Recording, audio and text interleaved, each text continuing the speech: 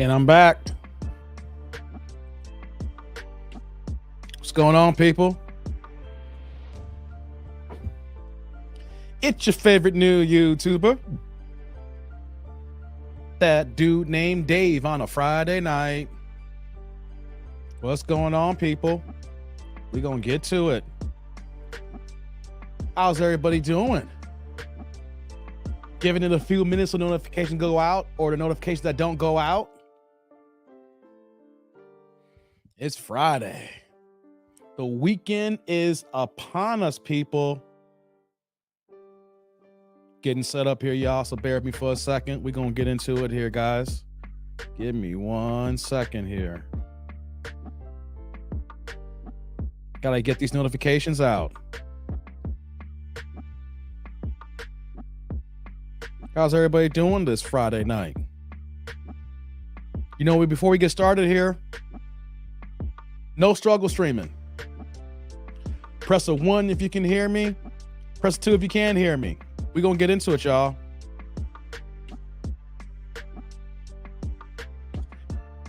Ooh, hold on. My phone acting a little funky here, guys. Man, I'm happy to see y'all. Man, let's get it, y'all. I see Jay Dillinger. Clotus, what's going on? Common Sense Expert. How you doing, bruh? Yeah, Sheila's in the house. Gavin, what's going on, my man? Ziggy 2 times. Manuel's here. What's going on, man? Hey, hey, hey. Mike Reed is in the house. What's going on? Hey, get these likes up.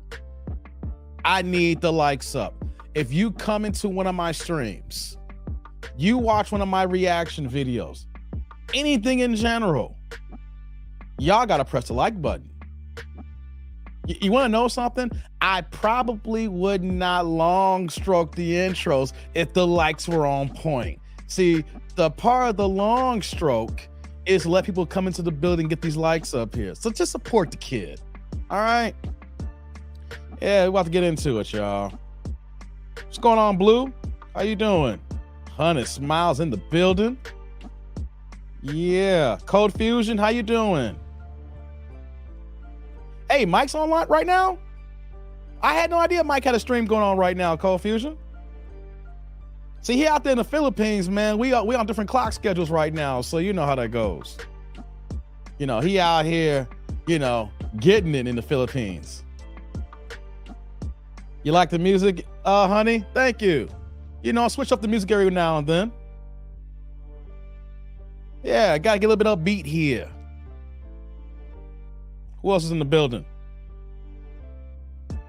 What you saying here, close? Nia Long's not friendly. I felt this way ever since I seen her in the movie that Chris Rock made. Good hair. She is masculine and narcissist. Oh, we starting already, y'all. We starting already. Wow. Clotis says recreational use only. Damn, man, y'all going in already, man. We ain't started the stream yet.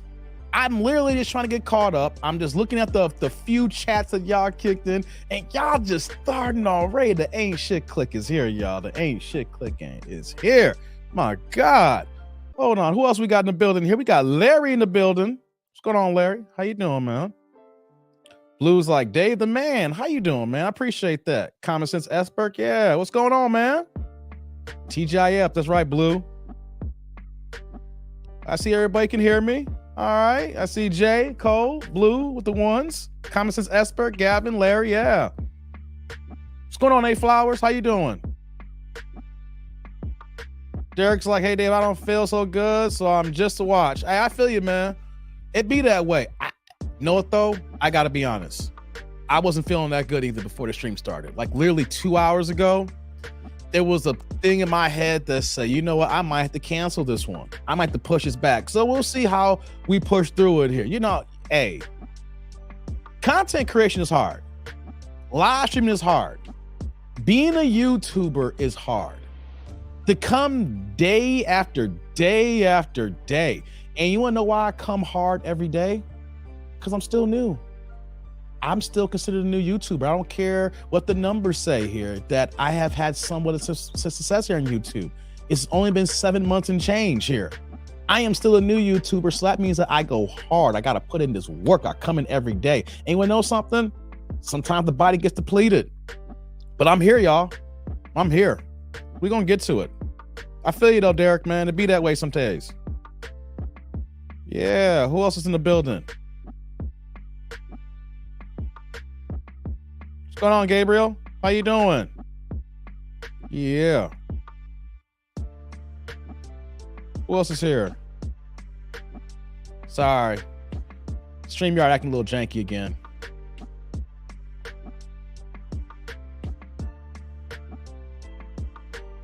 Jay Dillon's like, you roasted Jesse yesterday. You know what, though? In the back of my mind, I'm going to talk about that in a second here. I won't go too long on that. We're going to recap yesterday, because I started that stream yesterday early, yo. Who else is here? What's going on, Marco? Those away games took a toll on the dude. Who else is here?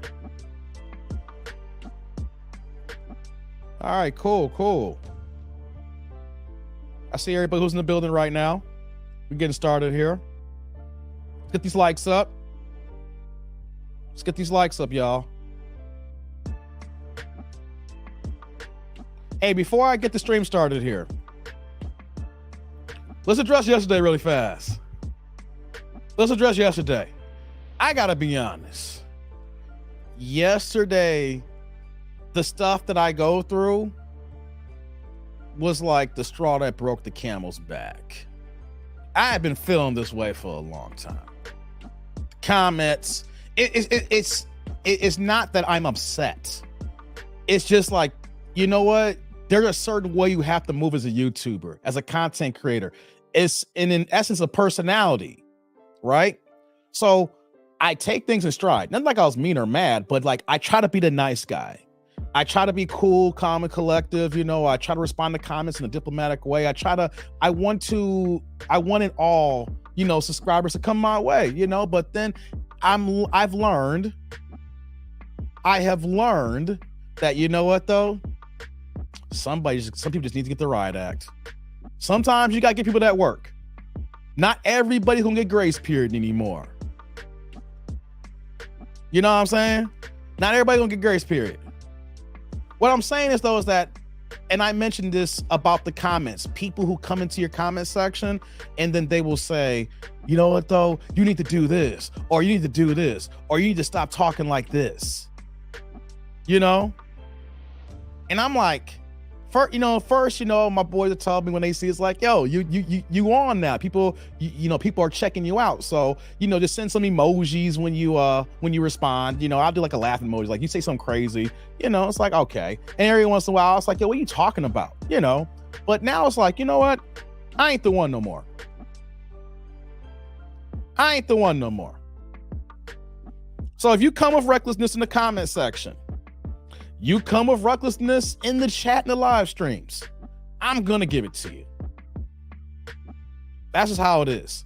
There are so many people who was trying to tell me, you want to do this, you need to do this, blah, blah, blah, this will make you better. If you're not a YouTuber, shut the fuck up. I'm gonna say this one last time here. It may not be brought up again, but if you're not a YouTuber, shut up. No suggestions. You wanna know why? Because when I was the YouTuber, I saw how you guys were moving and how you guys were talking. How I was talking, and I realized how the way I used to think was wrong. And when you get into this in the industry, into this biz, you really figure out like, yo, your way doesn't work. You don't know nothing. This ain't your lane. You gotta learn it. So once I started learning something, I was like, yo, I can't listen to anybody else. I can't listen to people. You guys don't know what the hell you talk about. No disrespect to my tribe if y'all cool as hell, but I cannot listen to some people who think they're doing something right for me. No. If you're not in this YouTube game, if you're not bigger than me, then you can't give me no advice. If you're a YouTuber and you're smaller than me and you can recognize some tweaks, then I will entertain that. But if you ain't in this game, then shut the fuck up. Shut up. Shut up. Know what you're doing? You're sitting on your lazy ass, on your couch, on your sofa, on your chair watching me while I'm over here working and grinding. Or you lazy ass riding a goddamn bus trying to give me some critiques and things of that nature when you ain't doing nothing about yourself. You ain't getting your life together. Yeah, I'm going to go there tonight. Yeah, so I won't do this all the time. I just had to address that yesterday.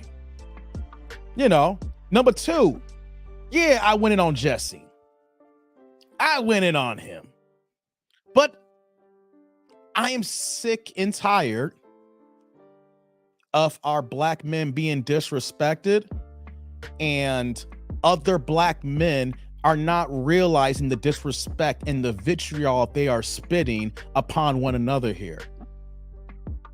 I get it. Y'all know the programming. Y'all know how we move. Y'all know the streets here. We know there's Pookies and Ray Rays and Tyrones of the world. Yes, there is. But not every single black man's a Pookie, Ray Ray, or Tyrone, or for my white Chads out here, right? So I can understand when he was saying like, when I walk out my door and I only see dudes selling incense and selling that 420, that's your neighborhood, bruh.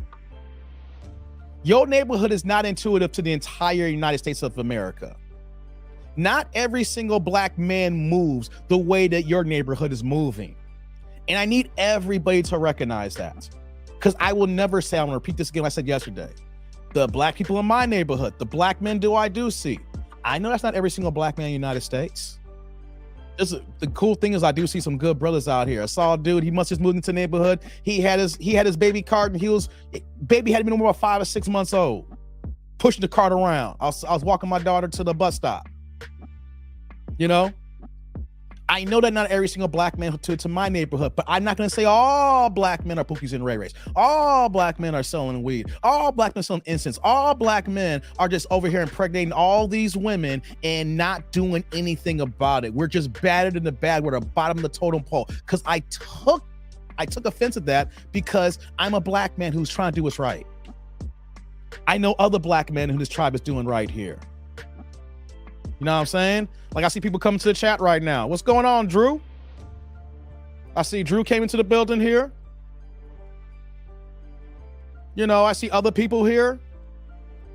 I know so many black men who's doing good with their lives, taking care of their families, raising their children, being role models, I know, and they know they're not perfect, but they're doing the best they can.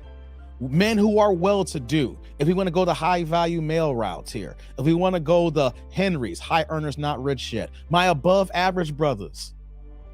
In this short period of time in YouTube, I have come across so many brothers who was doing so good with their lives. And I wasn't going to let Jesse spew what he's going to spew here. Do we have problems? Yes, but not all of us are these problems. And then he kept doubling down and tripling down. That's what made me upset. Like, why are you tripling down? Like, why do you want to think so low of black men like this here? And the reason why I went so hard the way I did, he gave y'all an extra hour of content. I saw that and I was like, you know what? I've been seeing this for too long here. You know, I'm going to give y'all this work here and y'all got an extra hour of content, right? So that happened, but we need to stop. Come on now. Not every single black man moves this way. And unfortunately, we're going to talk tonight about Ime Udoka. We're going to get into that in a second here. You know what I'm saying? Let's get these likes up here as we get this building up here. But you just don't get how tired it can be when you're a black man and every time that you hear around the corner how bad black men are. How black men ain't shit. How we ain't good fathers. How we just out here impregnating every single girl out here and not doing what's right. And then you see another black man when I kind of echo and parrot these same sentiments on my stream, in my comment section. And then gonna have the audacity to say that a woman who is an OnlyFans with 2 kids and got a baby daddy that you don't know that who might want to fight the next boyfriend because you know he's crazy because you got a protective order against him, gonna say that, oh, she doing better than the dudes I know. You see how short-sighted, that was so short-sighted. Jay Dillon just like bullshit in my MTR voice. It was so short-sighted.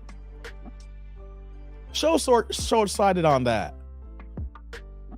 Like, she's doing better. No, she's not. How about we look at things individually and say, no, she's not doing good. She's making $2,000 a month on OnlyFans, showing everything. And then wants a man to be okay with this here. And then got a baby daddy that'll probably put hands on the next dude. She already talked about that the baby daddy is stalking social media and looking at comments and stuff like that. But gonna say, she doing better. Seriously. So that's why I went off yesterday like that, because like, you really think that a woman who has this dynamic, and this is not like a young girl with no kids who's made a few mistakes, you know, she's 34 with 2 kids in Vegas. So we know that she's doing other things outside that 2,000 for OnlyFans. So that's why I went off yesterday, because it just bothered me that another black man would think this way here. Well, it shouldn't bother me. It bothered me that it came on my stream. Let me make that apparent. He was like, yo, Dave gets bothered easily. Yo, we can come to the screen and bother. No. It was just the way he moved, the way he posted, and the way he doubled down. So I was like, you're gonna double down? Then hey, you're gonna hear it now. So yeah, we got that out the way. That was yesterday. You know, but just know, people, if you come in my comment section and you want to talk greasy, just know you get greasy right back. You know, Michelle Obama said, if you go low, we go high. No, you want to go low in my comment section, I go to goddamn hell. If you want to take time out of your schedule to go ahead and post something ridiculous, just know that I'm going to make you feel fucking triggered. I ain't the one. I ain't no easy one here. Go somewhere with that.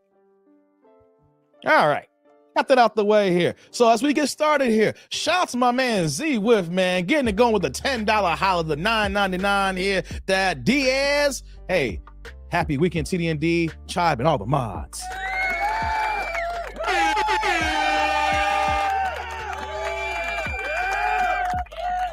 First things first, Z. Salute. Let's get to it now, guys. We gotta talk about Ime. This story, like, I'm glad. Wait, hold on. Before we get started here, the TD&D roll call. City, state, zip, area code, whatever the fuck you repping. Wherever you at. I need to know where you guys are. We getting it started here. So tell me where y'all at here, and we gonna get it going. Yeah. Cause this Ime Udoka story, I'm glad that I didn't cam up yesterday and talk about this. What's going on, Tito? Sipping on something cold. I got something cold too. I'm gonna get to that. What's going on, Eric? How you doing? Yeah. What's going on, Andre? Hit him with that Nancy Kerrigan. Why?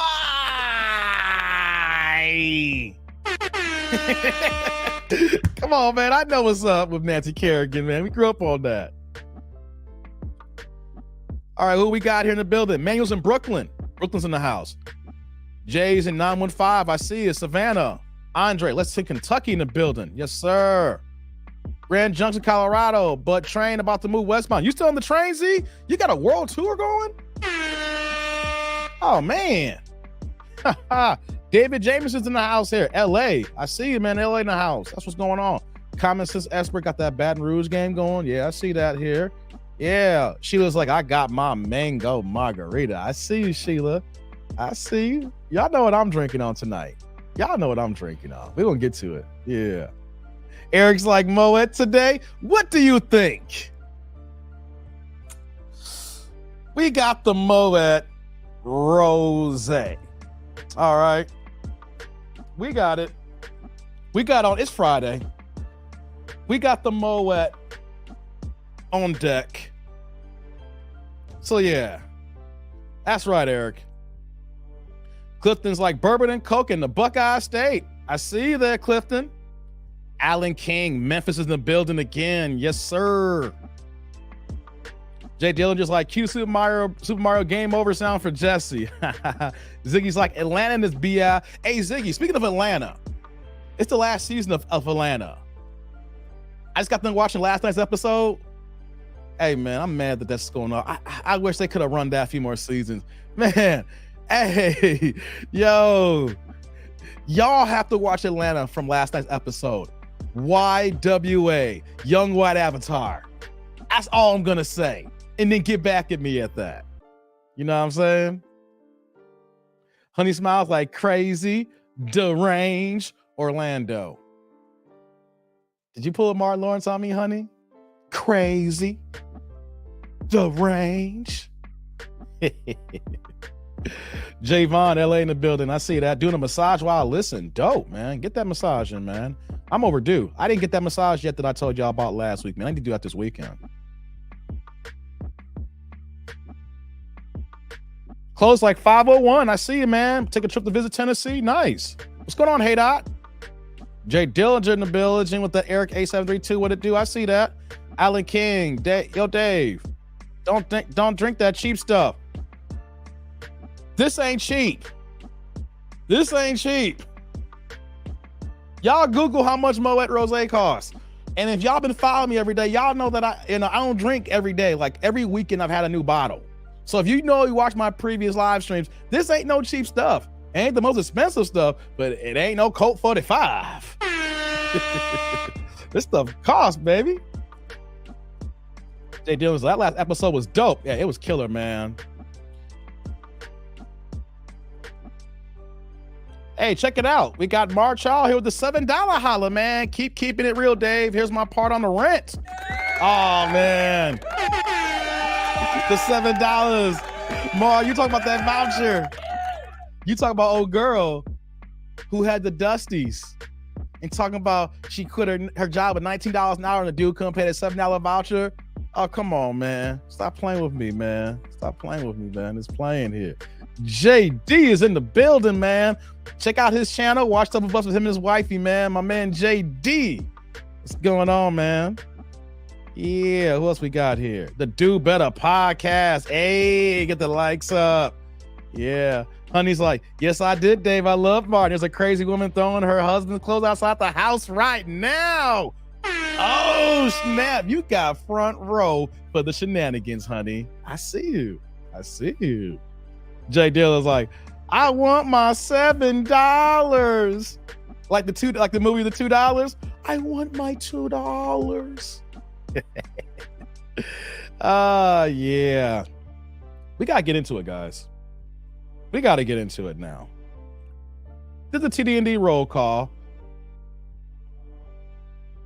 We gotta talk about it now. We gotta talk about Ime Udoka. You know what? Now, which one we want to do here? Yeah, I gotta switch the mood up here. That's upbeat to get me going here. We gotta get into it now. I'm glad. Hey, get the likes up. Get the likes up. Come on, man. I don't need y'all moonlighting. If you walk into the building, get the likes up. You try the building, do better. I see you. Come on now. Don't moonlight. If you come in the building, click the like button. Now, why they acting like Nia's still 25? There are different angles we can take the story tonight too. Or if I got time, I don't know if we can hit all angles. Because this is a story that has octopus antennas, tentacles everywhere. Right? There are so many ways to look at this story. Ziggy with the $7 holla had to send the rent. Beef Day weekend. We on Duce and Bel Air Rose all weekend. Yeah, Ziggy. He got the Bel Air, I got the Duce. Hey, man. I hear you. Salute. That's right, Clifton. Help me with these likes, man. If y'all in the building, click the like button. What's so hard about that? If y'all in the building, click the like button. I know it's Friday. Come on. All right. Ime Udoka.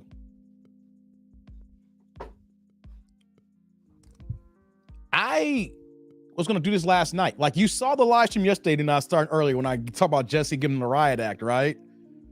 I went early. I think I canned up around like 1 o'clock, 2 o'clock Central Time yesterday. So I had the whole day to myself, right? And after I got done, I saw the story break.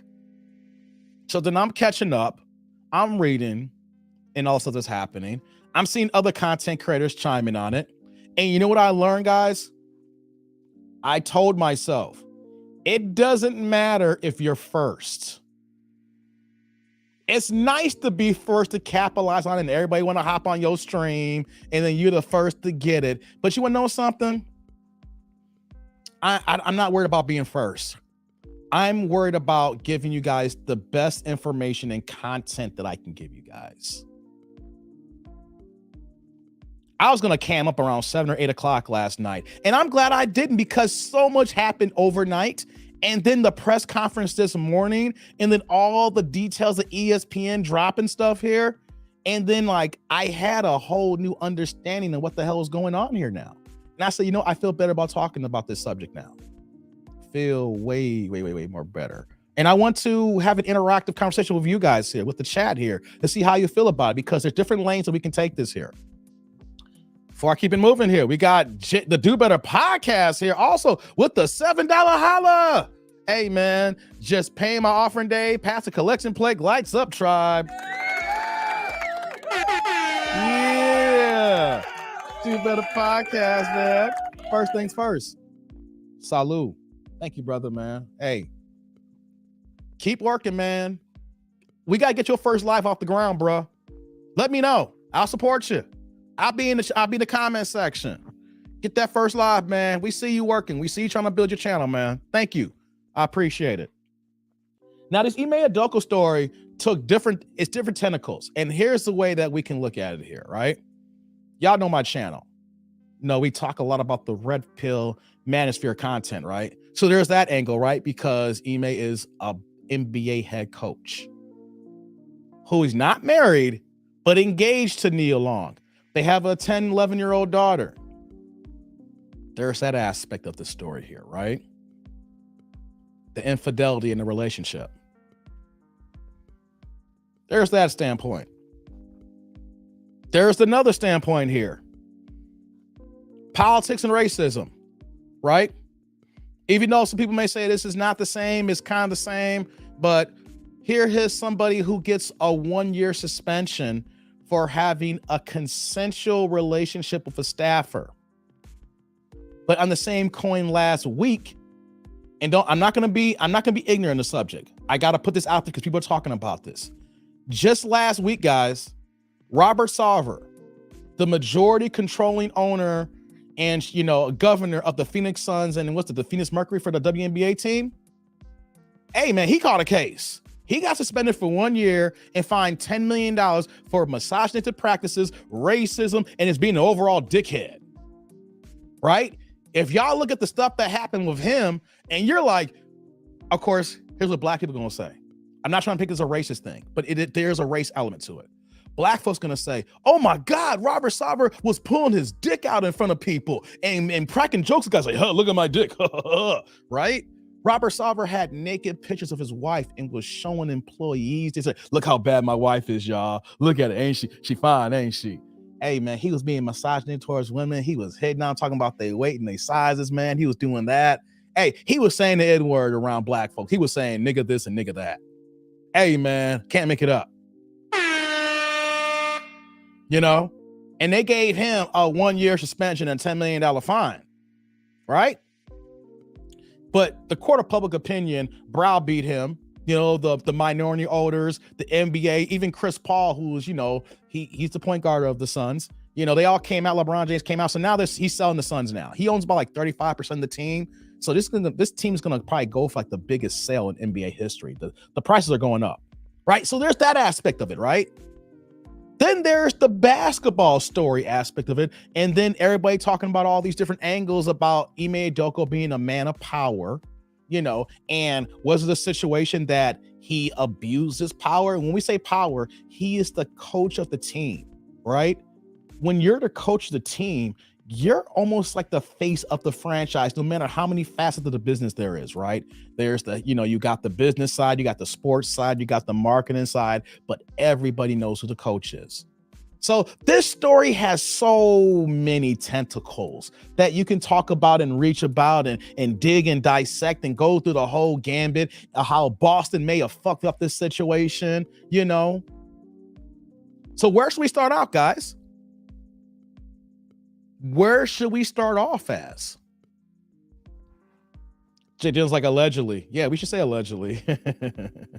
Brett Favre allegedly scammed about $5 million. Ain't no allegedly. It is alleged, but Brett Favre, hey, man, I'm not going to get into that. Brett Favre is the worst of the worst. I don't give a damn what anybody says. Fuck Brett Favre. Mississippi is one of the poorest states, if not the poorest state in the country here that we got here. Mississippi operates like a third world country. And he over here jankying funds for a goddamn volleyball state, gym, whatever like that for his alma mater. Come on, man. Come on, man. I'm not going to get into that tonight. I just let you know I don't fuck with Brett Favre. Fuck him. Remember the situation he had the New York Jets with that girl? And he was sending those text messages of his dick and the janky text messages? Yeah, man. I know everybody got the problems, man, but you know what, though? Brett Favre got a lot. You know, he was addicted to painkillers. I know a lot of people are addicted to opiates, but no one said nothing about him. Hey, man, that's enough about Brett Favre. Listen, it's not about him. I don't give a fuck. He's been retired forever doing those Wrangler jeans, man. Fuck him. Let's start off here. Let's break down. Do y'all know who Ime Udoka is? Well, here's another story, too. Another storyline. A black man, like I said in the title, who fumbled the bag. Is his career over? No. Let me say this in the beginning here. His career is not over, guys. This is not 2002. This is not 1992. This is not 1982. This is a man who, in his first year as a head coach with the Boston Celtics, led them to as an Eastern Conference Finals champion, to the NBA Finals, and had a 2-1 lead over the Golden State Warriors. And I'm going to say this here. The only reason why Boston's not the champions, not Golden State, because Jason Tatum laid the biggest shit doo-doo in the finals those last few games. I'm going to run out of gas.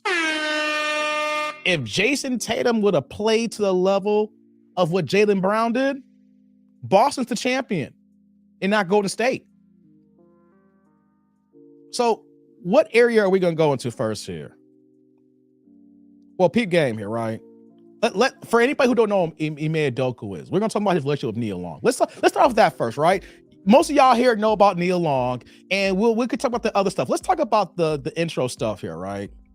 This is a guy we can say now, he's going to get another we'll get into if he's going to get fired or not. He's been suspended. We'll get into that.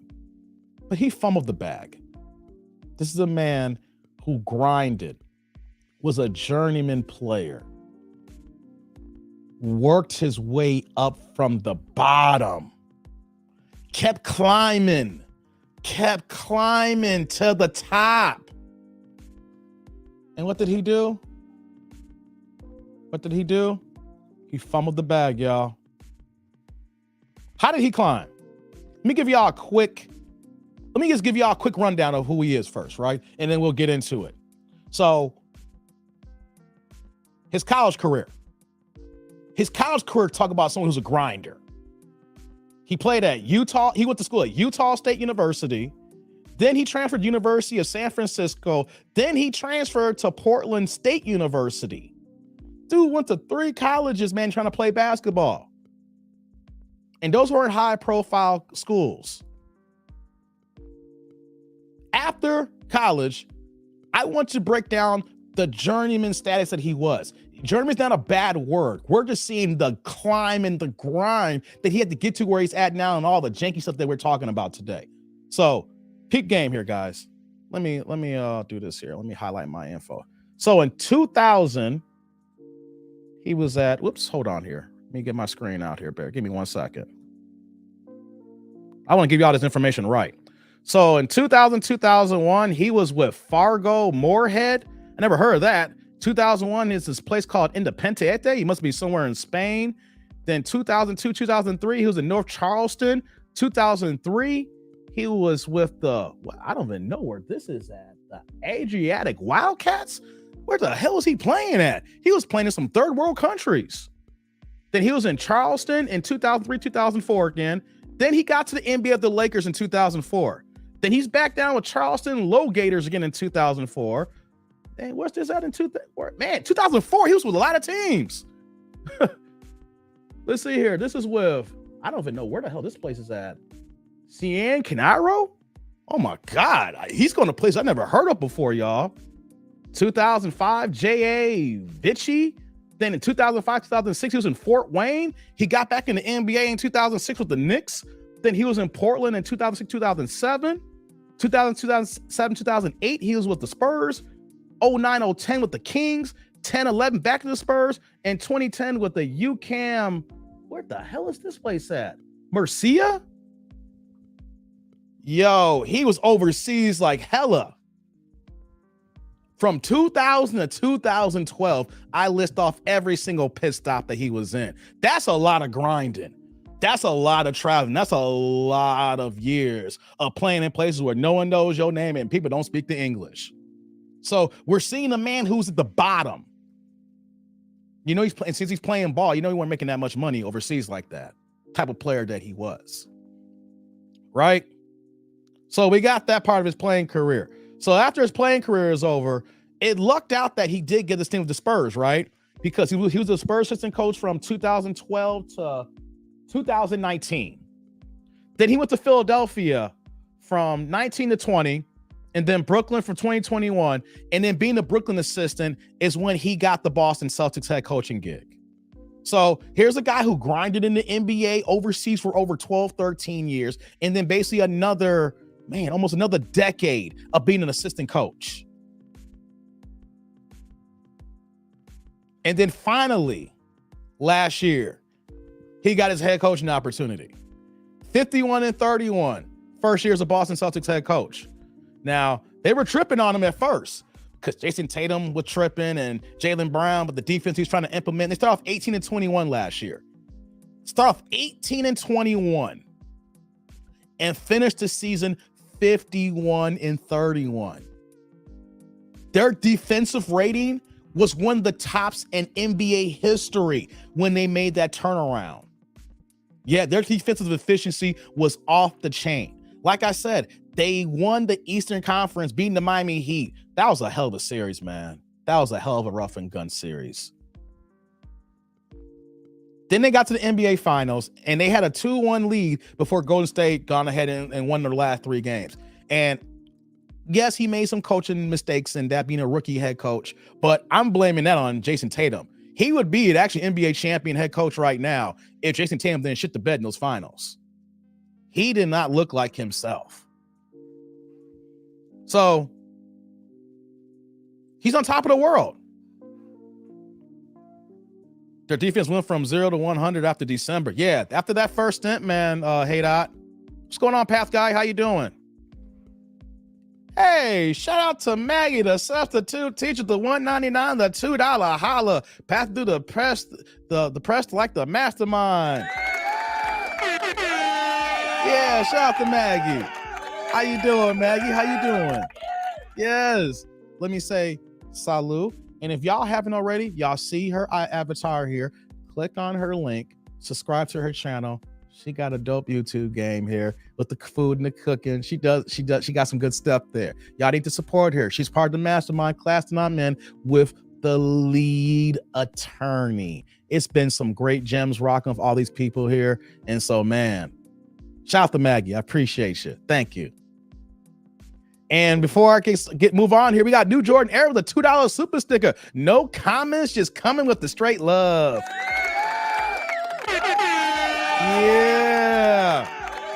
Yeah. So let me say, New Jordan Air, salute. Thank you. I know this ain't the first super. Thank you. I appreciate you, man. Thanks for coming through, man. So Boston had a good year. They hired the right coach. Ime, who's a journeyman, who battled, who struggled, who climbed through what he had to climb through. And now you literally at the end of the NBA finals, Boston clearly had one of the top coaches in the NBA. Then this happens.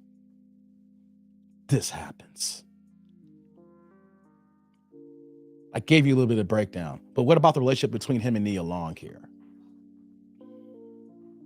I see people in the chat going into it already. Yes, they got a 10-year-old together. He proposed to her back in 2015, but they are not married. And Nia said that she had no plans on getting married. So now that we know a little bit about Ime Udoka, I gave you a little bit of background. I don't want to talk about anybody who we're just talking and everything. He's the fifth black head coach in Boston Celtics history. That's a big time thing for him to have. But did Ime just fumble the bag because he had an inappropriate relationship with a staffer?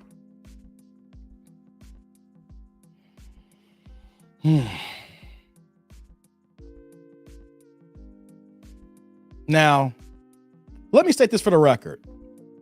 And I got a video that I want to talk about here that's going to talk about a few things here. People been going back and forth about Nia Long and Ime Udoka and all this stuff going back and forth here. I saw Nia's cryptic message that she posted. It was on Twitter or IG earlier. She's claiming that she didn't know about the situation until about a few days ago. But apparently, people in the chat are putting this out here that he had a consensual situation. Remember, let's put this out there. It was consensual. I don't want to hear the negative things about him using this. We don't know all the details yet, but one thing we do know that they said for the last few months, it's just him and this other woman. One thing I want to state here for the record, we still don't know who it is yet. I saw other content creators posting pictures of the possibility of who she may be and everything like that, and that caught me off guard. And I'm not going to do that. I want to wait till it come out. I heard that it could be an exec, it could be a VP. I've seen other content creators post a picture of a black girl on here. We don't know who it is yet. That is a fact. Until we get the complete details. Reason why? Because Boston had their press conference today. The press conference, we thought they could be like 20-game suspension, 30-game suspension, but it turned out to be a complete 1-year suspension. Now, can we say, how's he fumbled the bag? He's fumbling the bag because he's missing out a whole year. And then Boston said that he's accepted the, hold on, StreamYard's acting a little buggy here. He accepted the punishment with a significant fine in his pay. So he might just get 50% of his pay. Stephen A alluded to this, but you want to know Stephen A. Smith earlier today, but he was in line to get triple his pay by next season because he got to the NBA finals. That's not going to happen now. Now his pay is dropping. We don't know how it's going to pick back up here. If Boston would have fired him, he probably would have got another head coaching job pretty fast. I'm going to say this, it's not 92, it's not 82, it's not 2002. You got a defensive-minded coach who is good as hell, can respond to players. There's going to be 29 other teams who's not going to react like how Boston reacts. Boston is a corporation now. They're not a family-run business. They got HR, departments, all stuff like that, the way they're moving. But there's other teams going to be like, we don't care about that. We'll hire him because we need a coach. Right? So Boston suspended him. So he's missing out on the bag. He can't get triple. He can't go nowhere else. And then after the end of this year, then they said they'll reevaluate the situation. So after this whole year, he still may not be the coach. He may miss this whole year and they still could fire him over some ass. Over some ass. Before I keep going here, let me go to Big Man 7917. What's going on, Big Man? With the $5 holla here. Email will be all right. One flight, and he'll acquire a 21 feminine fit friendly version that'll floss the teeth of his. Hey, man. Big Man, you wild for that. Yeah. Thank you, Big Man. First thing first, salute. Where you traveling at these days, man? Hope you're having a good Friday, man. So he's stuck in limbo right now. That's what's about him fumbling the bag on the thumbnail here. He's going to miss out on triple the pay. He's going to be suspended. No other team can acquire his services. So let's take for talking example here that they do let him go next year. He's in limbo for this whole suspended year. Then they decide we're firing him now. You know what? Most teams may wait another year or so to even touch him. And then after that point, then he might get an assistant coach job. I see him head coaching one day, just not right now, right? To be a leader of men. No, he's getting paid, not for a year. He's getting suspended. They say like 50%. He's not losing his whole pay, Jay. So there's still that opportunity that he could be fired at the end of next year. And then that's like a whole nother year of waiting for other opportunities. He's going to get it. But the fact is that he's really slowed down his progress. And I get it. I get it from the standpoint of when you're an NBA head coach, you live in that damn office. You live at the stadium. You live at the practice facility. Then, of course, you travel on the road with the team. It's a 20-hour day job. I know how they move and operate. One of my dad's best friends is an NBA lifer. He was a coach for many, many teams. Bernie Bickerstaff. Shout out to Bernie Bickerstaff. His son is currently the coach of the Cleveland Cavaliers right now. My dad was was raised with him and grew up with him. And then I got a chance to meet him and know him good when he became assistant coach for the Bulls during Derrick Rose's early years. So I've seen firsthand how assistant coaches work. So you can only imagine the working hours that it takes for a rookie head coach in Boston. And then to do what he did to have that turnaround and then to have all these situations happen here. And of course, in the manosphere, in the YouTube highlights, everybody in Black Twitter, what are we seeing now?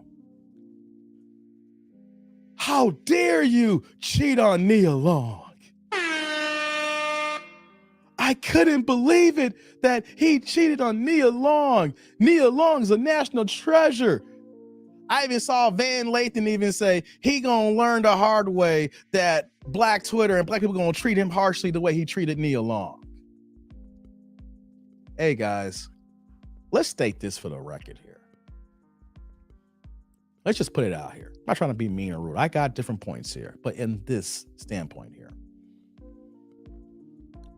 no woman is past the things that a high value man can do. Hate to say that. If they're not married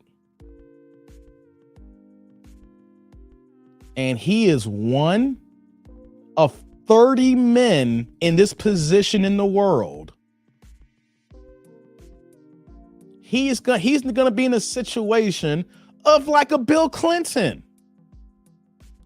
Monica Lewinsky wasn't the best looking girl there was, but it was someone he was attracted to, and it was somebody who was of closest proximity when he wanted to get it in. That's the way I look at this Ime Udoka situation here. He was in a consensual relationship with a staffer, a busy man who's putting in crazy hours in a situation where that he's in a I believe in an arranged situation with Nia. JD Monica look like a bag of hamster vomit. Damn, man. Man, y'all ain't shit already. Y'all can start. I'm trying to be cool, calm, and collective here, and y'all going in already. Lord have mercy. Andrews like, high value man don't cheat, they exercise their options. That's what happened here. He was a busy man who exercised his options. I'm not gonna condone it. You do what you want to do. He a grown man, and so now he has to live with the consequences of his actions. He has to live with that. But ladies, Black Twitter, let's just be honest here. Beyonce got cheated on by Jay. Jay's a billionaire. I know Ime Udoka's not a billionaire, he's a millionaire, but he has a job of one of 30 spots in the world. He cheated on Nia Long. Two beautiful Black women icons. But you want to know something? Just because a woman is beautiful, just because she's an icon, we don't know their inner workings behind the scenes at home. And it just proves the point. I'm not trying to place no blame on Nia or aspersions whatsoever. It's just the point that if home is not being taken care of, somebody else will, ladies. If your man is not being taken care of, somebody is. And who to say that they probably, even though she said that she didn't know about it, who to say that they probably have that thing going on for a long time? You've been engaged for 7 years. You got a 10-year-old and you're still not getting married. So I look at that as a convenient situation. Nia Long gets to be courtside and keep her face in the public. It looks good with them two together. He's the head coach of the Boston Celtics. It all played into play here. But I just want to state this part of the story is that anybody can get cheated on. Any man can exercise his options. It don't matter if it's Nia Long. It doesn't matter if it's Beyonce. It doesn't matter if it's Kelly Rowland. It doesn't matter if it's Rihanna. This proves the point that a man who is valuable, who is successful, and he has options, he will exercise them and he will put that in play if the lady at home is not taking care of him in his own.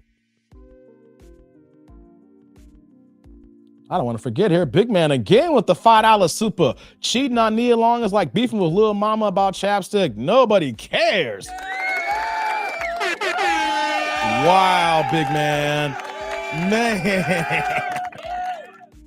Okay. Salud. You gonna say, little mama, man, big man, you ain't shit.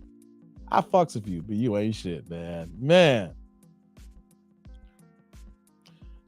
If I have any input about this part before I want to move to the next point of the story here, and I see what David Jameson said, man, we can do better than this. Yeah, he was sloppy. If you're gonna do something, going outside your situation, maybe your significant other knows about it or not. Maybe you have an arrangement. Hey, I was watching Game of Thrones on Sunday. They had an arrangement. Hey, man, what was it? Was it Rhaenyra? She didn't want to marry her cousin. Her cousin is gay. But it's like, hey, we got duties.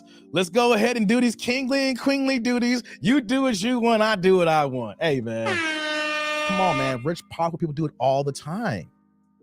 They do it all the time.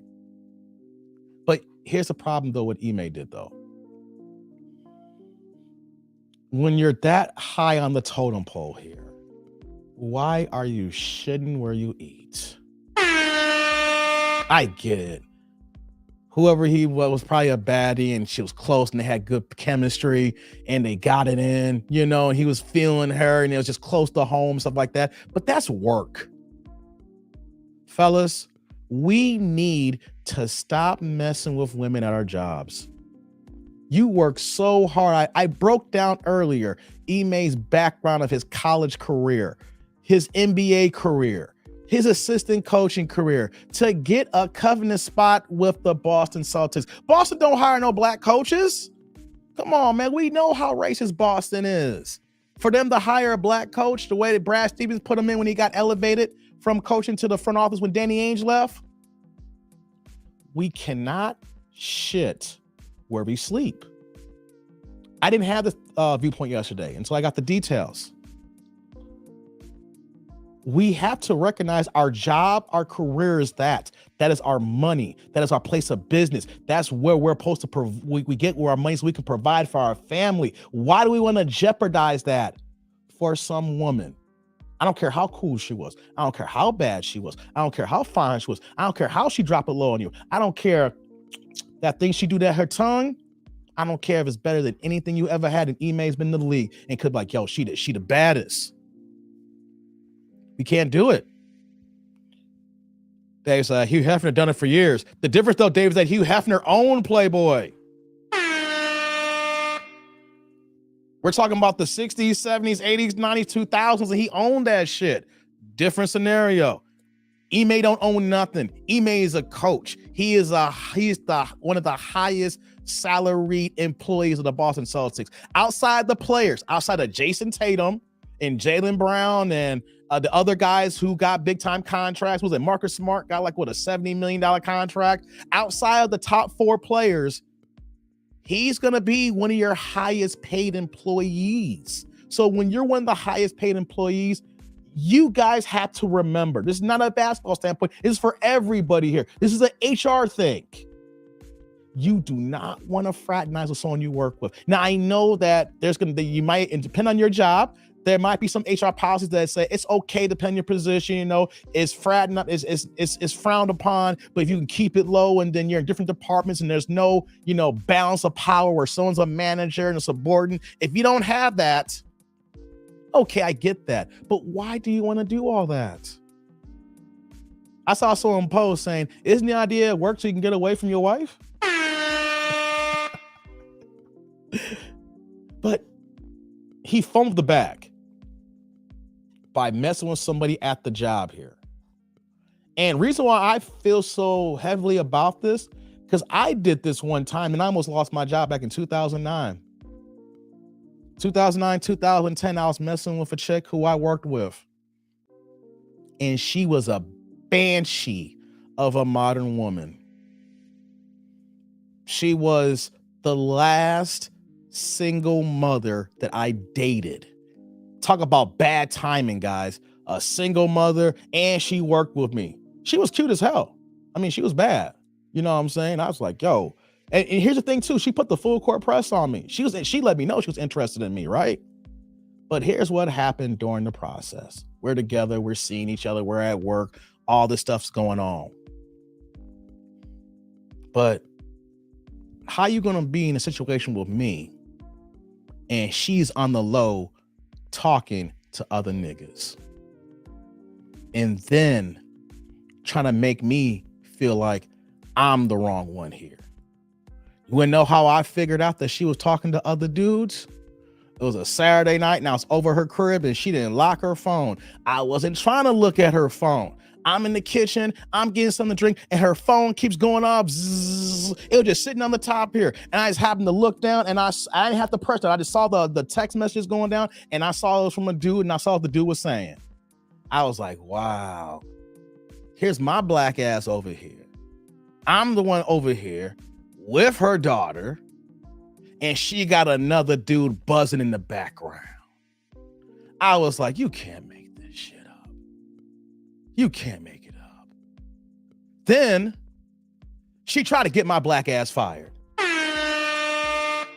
Because when I called her out on it, like, you talking to other dudes, you wilding out on me. You know what happened? She got in her feelings and she told HR that I went through her phone at work. Oh yeah. Did I smash Jay Dillinger? Yeah, I smashed. Oh yeah, we were kicking it for a few months. Yeah, smash. But she almost got me fired when I called her out. And when HR pulled me in, and then when they heard my story, it was like, this is messy. And the guy's like, hey, man, after I went through, I thought I was gonna lose my job. He said, hey, we gotta keep this quiet, man. We don't need this.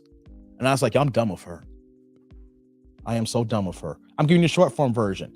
I talked about her a few times. She is the woman that I took her to her family picnic on the west side of Chicago, and she left me abandoned there.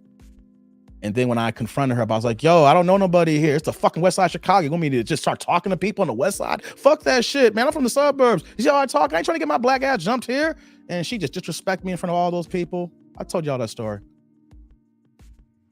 But the key point was I worked with her.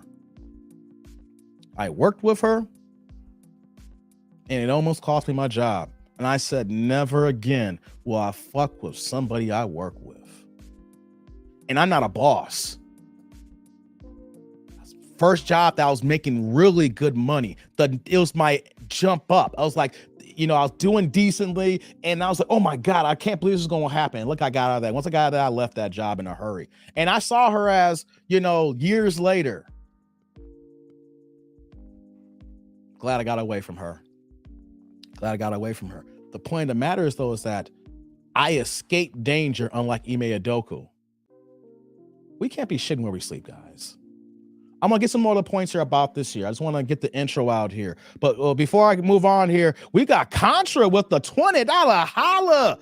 Rookie move by Ime. By reserve judgment till I see what the colleague looks like. She better be a bad one. Yeah, Contra. Yes. Salute for that $20 holla. Hey, I can't wait to see how she looks too.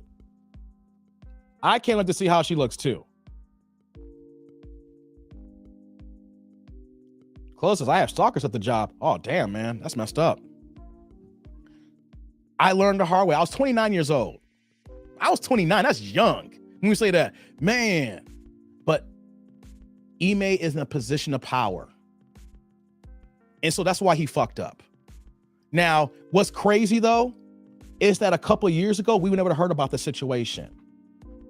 We would not be talking about this. If anything, he would have been fired. They would have kept an NDA and nothing's going on. But we're in a whole new world here, where stuff like this is coming out.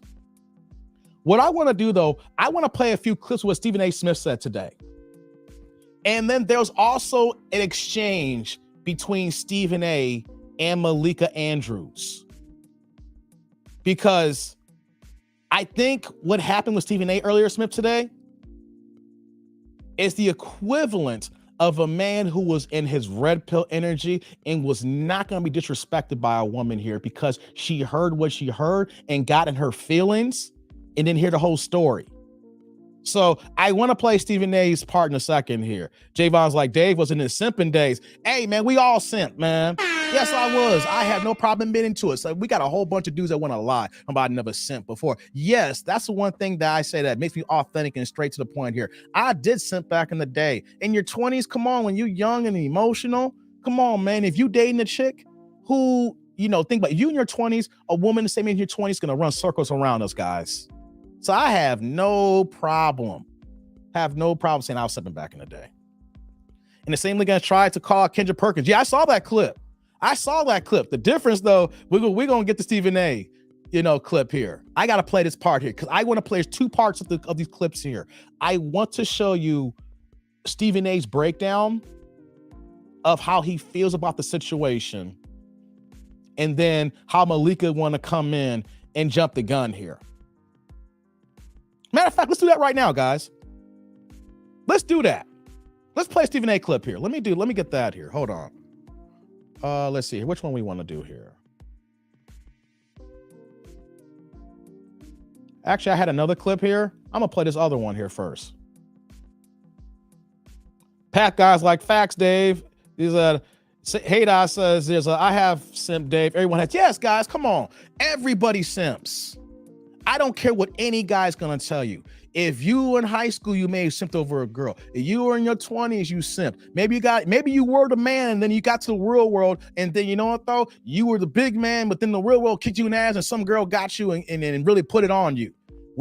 There's gonna be one chick that it made you simp. And if you are a red pill that's come in one time, there's like, yo, that's all it takes. You know, maybe it takes a few more times to fall on your face here. But come on, man, we need to stop it here. Guys want to be big and tough. I never simped before. Yes, you have.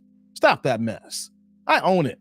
That's the reason why I moved the way I moved now. Because yes, your boy was a hardcore simper. You know, I didn't simp, all the time because I was in relationships that, I ain't have to simp. But let me play this clip of Stephen A. Smith here because I want to get into this Malika Andrews part here because what we're going to get into now is here's what I want to talk about the next part here. Ime Udoka suspended. He's in a position of power.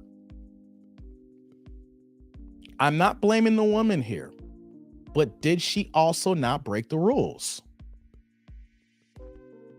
I'm not saying she should get the same type of suspension or some type of punishment as Ime is. He is the head coach. He deserves everything that happens to him. He's owned up to it. He's been accountable to it. My thing is, 2 people broke the rules. And during the investigation, at least what we heard so far, more is going to come out. They're not saying that he used his power so far. We're not hearing that he used his judgment to cloud her. It was 2 consensual adults, means that both of them went into Buns Glaze. Hey, we go to Kareem here, the $4.99, the $5 holler here. Let me get to you, Kareem. As men, at times we take calculated risks. We have to live with the results. He shouldn't have had the relationship. Should have been a smash and dash. Hey, Kareem. I fucks with that, Kareem. First things first, salute. You right. I'm saying don't shit where you eat it all. But if you get caught up in a compromised position, it should be a one and done. Don't let it build up. Don't ruin your job, guys. And even the one and done, you're costing yourself a lot. But what we're getting into now is we're going to see a lot of women going to come out. We're going to see a lot of guys come out. We're going to see the he say she thing here. We're going to see the blame here, the blame game. My only thing is that, yes, Ime, I want this to point out here. I agree when I put this point here. I agree wholeheartedly with Stephen A. Smith and how he feels about the situation.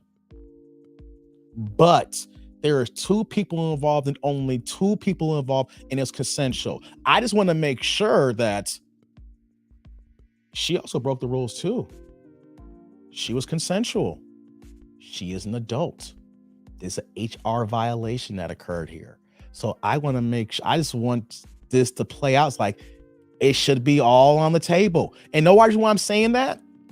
Because what I said earlier in the telecast here, in this live stream, other content creators were assuming other women were the one he was messing with here, putting the pictures on the thumbnails, being irresponsible in that fashion here. They're being spammed. They're being doxxed. Right? And then it came to find out that all the women that you may have seen and heard about, it hasn't been them yet, or it hasn't been confirmed. We don't know yet.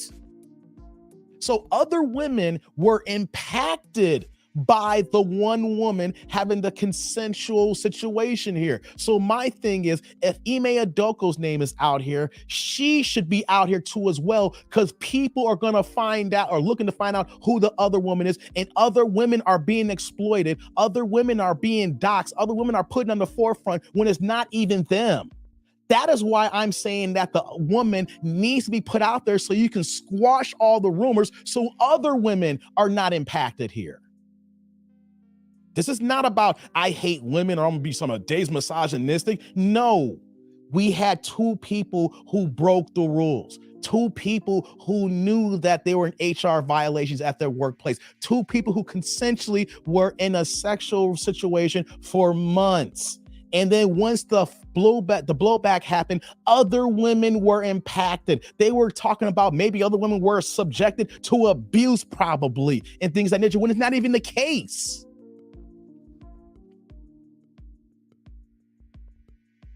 Hey, Jay Vaughn, I haven't heard no unwanted advances yet. Even up to I got this live stream about within an hour, I still have not heard unwanted advances yet because it was going on for months. That could change. But Kendrick Perkins, even though I'm not going to play that one tonight. I don't know if I got time. But Kendrick Perkins, when he got shut down by Malika Andrews a few hours ago, he says he knows the facts. Yeah, remember, Kendrick Perkins used to play for Boston. Kendrick Perkins was drafted out of Boston. He's now in the media now and has tons of close friends in the Boston media. The Boston Celtics still keep him in high regard. He said, I know for a fact. So since he said that, he went on record on TV and he is echoing the same things as Stephen A. Smith. So I say, women, we need to find out who the woman is. The woman is. Why? Not because we want to shame her and out her like that. It's for the protection of the other women. For the protection of the other women. Only one woman, as we know from the investigation so far. Now, things could change here, but that wasn't released in the press conference. There was a 27-minute press conference this morning around like 10 a.m. Even though they were very vague, it was one woman and one man. So we need to know the woman so that the other woman can be safe. I'm equal and I'm impartial, guys. What's wrong with that? You are in a situation where that Boston Celtics is one of the legacy franchises in the NBA. And you have something like this happen that gets out in the public, then we need to minimize the damage of others. What's so wrong with that? Ime Udoka deserves everything he deserves. He should be fired. I ain't gonna front.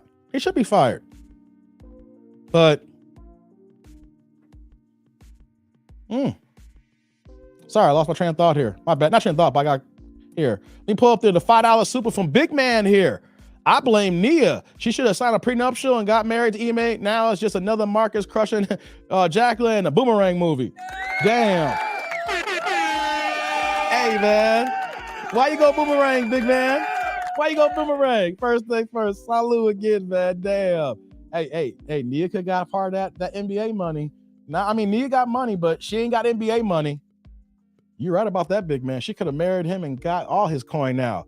The reason why I got thrown off here, because I got to make sure I recognize the Cash Apps here, because I got a Cash App that came in. Hold on. Give me 1 second here. I got my man, who is this here? Is that McCaskill with the $5 holla? That's what I'm talking about. For much love, Dave. Yes. McCaskill. With that Cash App. Salute. Y'all pouring into your boy tonight. Thank you very much, man. Thank you very much. Eric says, what did Perkins say? He's going to mimic the same thing Stephen A is going to say. I'm going to play the video here. There's going to be 2 videos here, right? I want to play the first part of how Stephen A feels about the situation here. I want you to pay close attention to Stephen A's words. And then I'm going to bring Malika Andrews' clip in here. And I want you to hear how he responds. This is very important because, fellas, situations like this happens and women are going to feel a certain type of way. Us men look at it differently, but women are going to look at it a certain way. And if we say things that could be triggering, oh, they're going to go off. They're going to say, we need to stop the blame game, blah, blah, blah, blah, blah, all this stuff like that, right? But remember, I want you to listen to every single word that Stephen A. Smith's going to say here. So let me pull it up here now. Let me find, I got the video clip up here. Which one is it? All right. Let's pull it up here, guys. It's not a long clip either.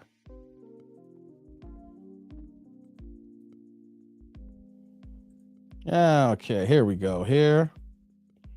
Let's do it. Stephen A. is going to talk about this here. And I'm building this up regarding Malika Andrews now because we're going to see a lot more of this as it's going on here.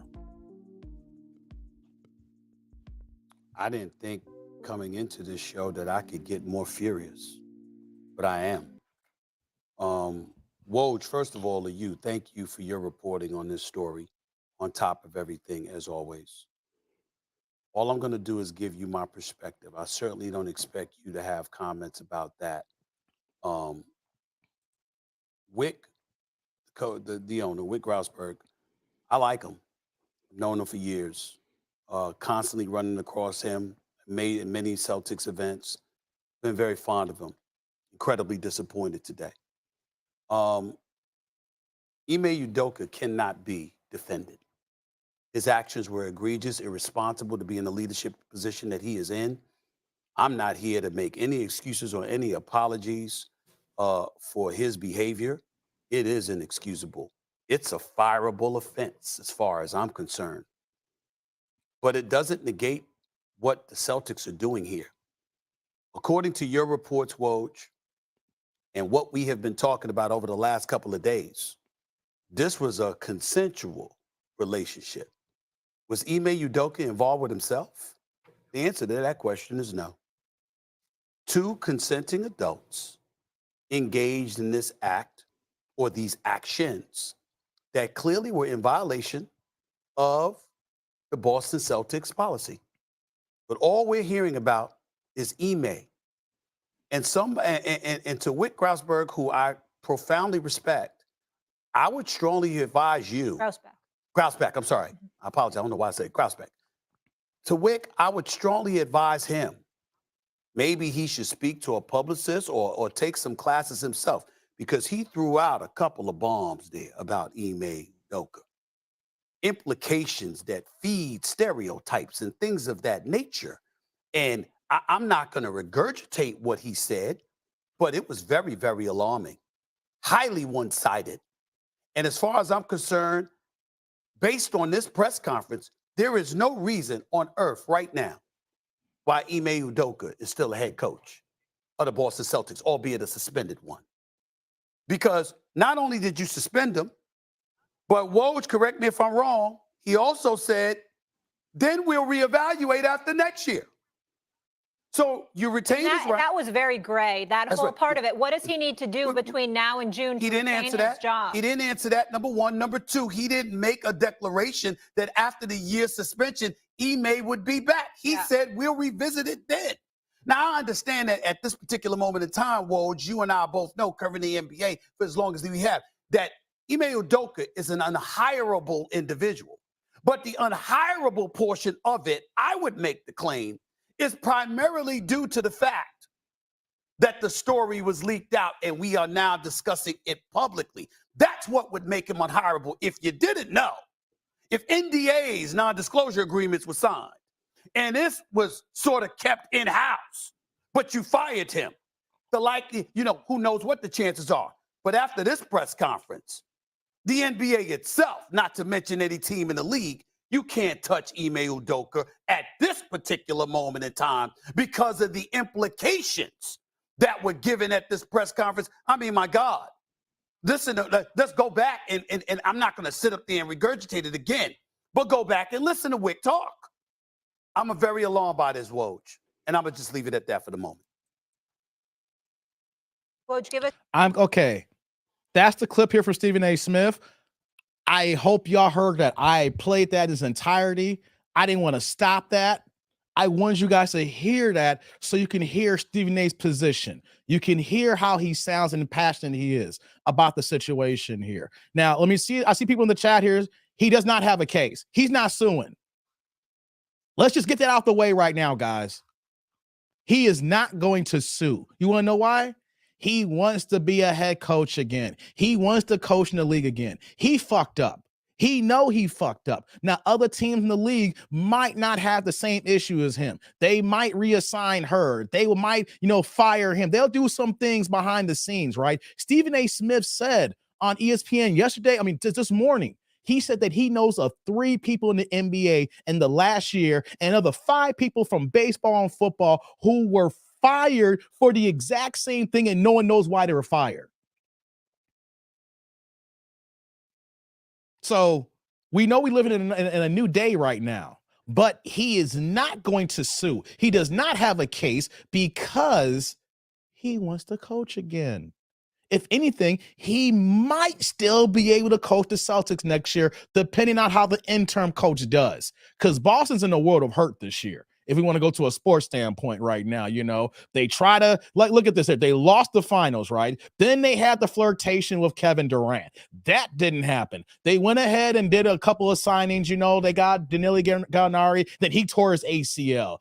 They did another deal. I forgot who's the guard they got from Indiana. I can't think of his name right now. Light-skinned brother. Y'all can put in the chat. I can't think of his name right now. I'm an NBA buff, but I'm just trying to blank of his name right now. They signed him, and Boston was clearly like a top 3 team in the NBA before all this stuff went down. Now you have Gallinari down at the ACL. Robert Williams just had another surgery. He's out for 8 to 12 weeks right now. He is clearly one of the top coaches in the NBA right now. He has a situation where that Boston's odds are stacked against him. They could do so bad that they could be begging him back next year to coach. That's why he's not going to sue. He knows that he could probably come back next year, and he probably don't do back channels that other teams want his services. He sues, he files a lawsuit, his NBA career is over. He's been a journeyman. Thank you, Malcolm Brogdon. Thank you, Haydot. Yeah, I can see his face. I just couldn't see his name right now. Thank you. Appreciate that. My tribe is dope in the sports game as well. He wants to be a coach again, so he's not going to sue. So you guys heard Stephen A. Smith there, right? Now, that was the clip here. Literally about like 10 minutes later, they brought Malika Andrews on. She had a problem with what Stephen A. said there. And Stephen A. had a good-ass response. This is the perfect response, guys. This is how you react when people attack you, and do not listen to every single word that comes out of your mouth. And let's say that they do hear every single word that comes out of your mouth. Did they listen to every single word, or were they triggered and all they did was they responded because they had to respond instead of listening here? Hold on, let me get to a few more. Hey, Big Man's back with the $10 holla. Let's keep it real. There are many high-value men and Henry's men and Marcus crushing Jacqueline situation everywhere. I wouldn't be surprised Stephen A. is crushing the mayonnaise out of Becky at work right now. Hey, man. hey, man. Big man, salute. Hey, man, I wouldn't put it past Stephen A., man. Hey, Stephen A. living a good life. You seen his house? Hey, go to the Pivot Podcast channel and look at the interview they did with him about 3 months ago. The house that he got, Lord have mercy. He has an ESPN contract, like player contract. He got like a $40 million deal right now. Hey, man, I wouldn't put it past you, big man. I wouldn't put it past you. So let me play this Ime Andrews clip now. Let me play this Malika Andrews. That's Amy. Malika Andrews. Because she clearly got triggered with Stephen A. Smith there for whatever reason. She only heard whatever she heard, and she got upset. So here's what I'm going to do here. Let me pull that clip up now, guys. Where is it at? Here we go. All right. Is it that one here? And this one's called. All right. Let's pull this one up now. I want you guys to check this out here.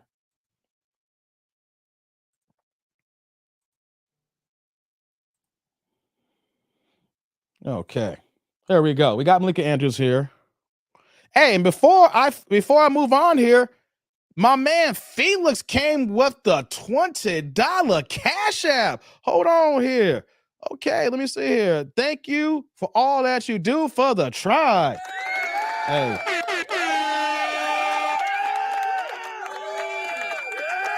Yeah. First things first, Felix. Salute.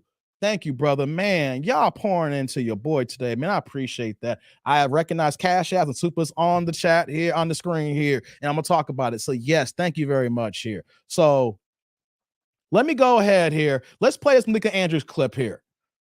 Listen to her. I ain't going to stop it. I'm going to let this play. Listen to her. I may stop one part of it, just in case we want to hit drive a point home.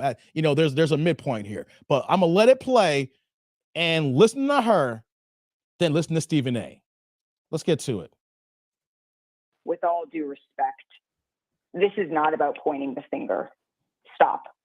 What became apparent to me in this press conference is that we do not have all of the information here. And it was frustrating to me that the Celtics declined to elaborate or to give more specifics about what exactly the rule breaking was that led us to this point. So that I just want to get that out of the way first. But to answer your question, Molly, I think what stood out to me, I think what stood out to me is that Brad Stevens he was upset. That's what stood out to me about what he termed rampant Twitter BS is the word that he used, that women were unfairly dragged into this within the Celtics organization. You could see that Brad Stevens was visibly upset about this. And I also found that to be gross and unnecessary, that folks were bringing in the names and the images of women that is just not a fact. That was purely speculation.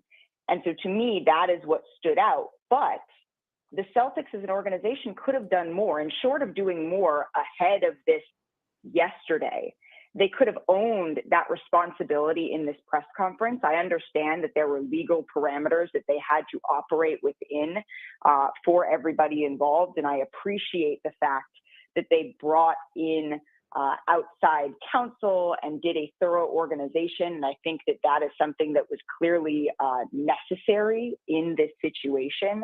But the fact that it was able to go on all day, the fact that we are sitting here debating whether somebody else should have been suspended or not, we are not here, Stephen A., to further blame women. That is not why we are here. First of all, hold on. You see how she just want to put that out there? Y'all heard the first clip that I played of Stephen A. there.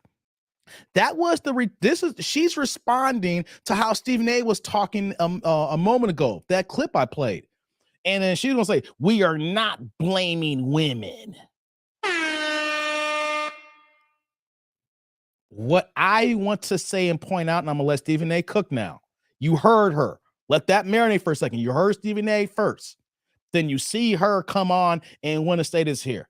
We're not blaming women. We just want the two parties that's involved till we know about them so other women are not impacted. I am so tired of, and then people going to get mad at me. Whenever it's this wrongdoing, Ime did wrong. He deserves what he deserves here. Until we, and unless they know something saying that he coerced her, which we don't, that hasn't came out yet. Wojnarowski is one of the top reporters in all of sports. That has not been any of his reporting. And then, of course, with Stephen A. being involved here. What we're talking about is if two parties are involved in a consensual relationship, the woman we should know about as well as the man, and all the other speculatory women should be moved to the background because they're not involved. Now, let's let Stephen A. respond. Let's get back to it here. First of all, let me be very clear. I don't appreciate where you're going with that. I'm not blaming anybody but Ime Udoka. He deserves, the fact of the matter is, I've said he deserved to be fired if they were going to fire him. If you're not going to fire him, then don't fire him. My issue is all of this being publicized. The point that I'm trying to make is just like you're not mentioning. Excuse me. I listened to you. You're the one telling me to stop on my show. It ain't happening. Okay, that's number one. Number two, I've already said he deserves to be fired, or he deserves to be there and handle it internally and privately.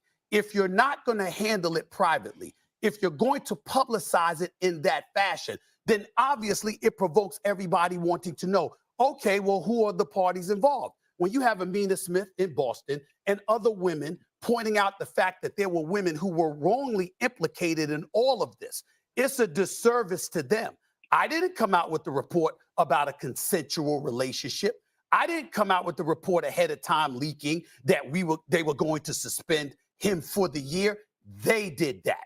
And my point is, considering how pervasive this kind of stuff has existed in professional sports for many years, my whole point is that, excuse me, make sure that you handle it in the same fashion it has always been handled. You could have fired him, and then we could have speculated till the cows come home, but he's gone.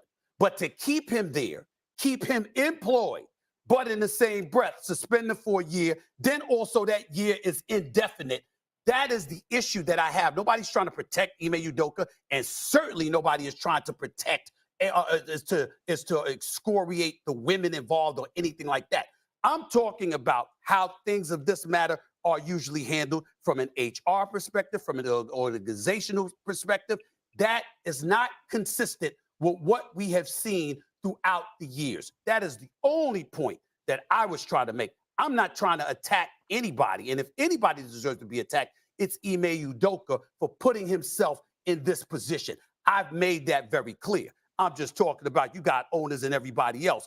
They know the kind of stuff that's going on. You didn't say anything about anybody else. I'm not talking about you. I'm talking about them. They didn't say anything about everybody else all the other times this stuff has happened. But now when it comes to him, it's all over the place. That is my issue. That is my only issue. I appreciate that clarification. And I think that getting back to Molly's initial. She appreciates that clarification. Tribe, I might bring the clip up back in a second here. I put the link up if you guys want to cam up tonight. If not, it's all good. It's also pinned to the top, I think it is. I got to ask the tribe this. No one have an interactive discussion with you guys here. You heard what Stephen A said in the first clip that I played. I made sure I played that in entirety, didn't stop it, and didn't play it. I mean, and then didn't interrupt it. And then we heard Malika Andrews come out and say what she said here. What the fuck was she talking about? What was that about, guys? She jumped the gun so hardcore and went to grandstand. And what did Stephen A said? Stephen A's response was classic. You're not coming on my show talking this way. You're not gonna, I let you talk. Now you're gonna let me talk. I gave you the space. He said, this is my show. You're not gonna come and disrespect me. You're not going to twist my words around. I said what I said. Now I got to clarify it. And what did she say here? I'm glad for that clarification. She was trying to grandstand. She really wanted her moment. She wanted her moment bad. And what happened? Stephen A put her in her place because that is not what Stephen A said here. And I played that. I was watching this morning and I hit my boy JD up. I was like, Stephen A gave me some gold today because this is perfect. This is how we need to react, guys, when a woman who's in her feelings, who's feeling a certain type of way, it's something that could be impacting her. We don't know how she's drawn by her emotions here. But this is why I always say, I say in my comment section, I know and I choose my words very carefully. Do you guys do the same thing as well? Because I know what I say on these live streams and I can recite them back, even without watching the stream. So when women come at us with their emotional, tropes like that, how do we respond? Do we respond in fear? Do we respond in retaliation? Do we raise our voice? Do we get emotional? Do we put ourselves in the position where the woman can win because she puts you into a corner, into a mental situation that you can't even respond right? Or are you someone like Stephen A here, who, of course, like we say here, he knows and chooses his words properly. He knew what he said, and then he made sure that he let her speak her piece. But then he came out and was like, look here, no. This is what I said here. And then when she tried to cut him off, he's like, wait a minute. No, I gave you time to speak. It's my time to speak. This is not how this works here. And then he laid out the details. He made sure he said, look, Ime deserves what he gets. But this is an HR situation here. And then she's going on the warpath saying, I am tired of blaming women. All I'm saying is there is two parties involved. And until we hear, and here's the thing about Wojnarowski here. Like I said, he is one of the breaking people in sports when it comes to any details. The man's got like 8 phones. And if anybody's going to give him some info, the gossip, the tea or rumors, whatever it can be, he has it. So if he is going to be on the record saying it was consensual, all we want is the other woman in place here so that the other women are not being impacted. Hey, I got Jay Dillinger wanted to cam up here. Let me bring Jay up here, man. Hold on here. Let's do this here. Hey, what's going on, bro? Man, Welcome back. All I'm gonna say is I put it in the chat, but brother, that was so reminiscent of The Godfather. It was like Kevin Samuels was channeled through Stephen A. That's what it really felt like. Yes, he was. Because that's what Kevin was like. Hold up. This is my show. You're not gonna do this on. And I bet that's probably what it triggered her. She probably watches a lot of this content on YouTube. That's red pill, and for men. She's probably not a Kevin Samuels fan, and it sounds like sisterhood type talk. That's exactly what it was. It was just sisterhood. Like I had to blame the women. It's like you said. It's two consensual people. Yes. If it's two consensual people, you both did wrong. One thing my father used to always say, right is wrong is wrong. And I live by that. Exactly. So why would you not involve this other person and put their business out? You done dragged this man through the mud. Why is this other person is being kept? Why is so secretive about her? Why is she not being put out on display for everybody? Why is that? And see, that's the issue that I have here, right? I understand how Boston made the situation worse in the press conference today. I don't know if you saw this, 27 minutes long. They were so vague. It was just all over the place, right? But there's other content creators. I'm not going to say their names, but they used thumbnails and they was using different women who were finding out that they were reporting that it's not these women here. So knowing this here, I know Ime is a head coach. He is in a position of power. I say he deserves to get fired. I mean, Boston Celtics is a corporation. Like you have some teams who are family run still, like the Lakers are a family run team, right? The Buss family, even though they'll have HR policies in place, it's a little bit different when you have these sports franchises where the family run the show until like when these teams get sold and then they have owners, minority owners, the board of governors, all that stuff gets in place. So Boston is in that situation where it's a corporation. So you have guidelines in place. My problem though is that, like I said, well, even if we're saying consensual, she broke the rules too. Facts. She did. She was involved. And then what we're hearing is just going on for months. This is not something that's like a one-time. If we found out this was a one-time thing and this report was consensual, but then he was pushing up on her and he was badging on her and used his head coach position as power to get the draws, that'd be one thing. That doesn't happen, Jay. When someone is messing with someone for months at a time at a workplace, when you're so fucking busy that you're interacting with someone in the hallways, they probably rubbing shoulders. Hey, how's it going? Hey, look at that. You know you missed that jump shot. Who are you trying to play? Is it? I'll show you this. I got something for this jump shot. You know what I'm saying? Stuff like that, So Facts. I'm not blaming women. I want the one woman out there, and I'm gonna keep repeating this here so that the other women can sleep good at night, because the internet is a fucking crazy place. And unfortunately, when this woman's face gonna come out, she gonna hear it too. But that's the name of the game, the internet. We fuck up. Everybody's got to feel the pain, unfortunately. But we don't need unnecessary people to have to be involved. And here's the other thing. Guess what's going to happen too? Some sisters are going to go after those women that got involved or who speculated been involved with this man, because they're gonna want to feel like they're standing up for Nia Long. We're going to get into that a little more. Yeah. They're gonna be pariahs. I'm telling you, it's gonna happen. If it has not already happened, it's going to happen. It's going to happen. So, like you said, all those women who may not have been involved, the sisterhood is coming for them, just like they're gonna come from Udoka. Hell yeah. Before we continue here, my man Rod here with the $4.99, a $5 holla. And he tried to go Fox Soul on Stephen A. Smith, and he wasn't having it. I just wish he would have stood up to Michelle Beto a few years ago. Yeah. I feel you, Rod. Yeah. Rod, first things first, like I always say here. Salud. Yeah. I think the issue with that Michelle Beto here, Rod Neal, you know what that is.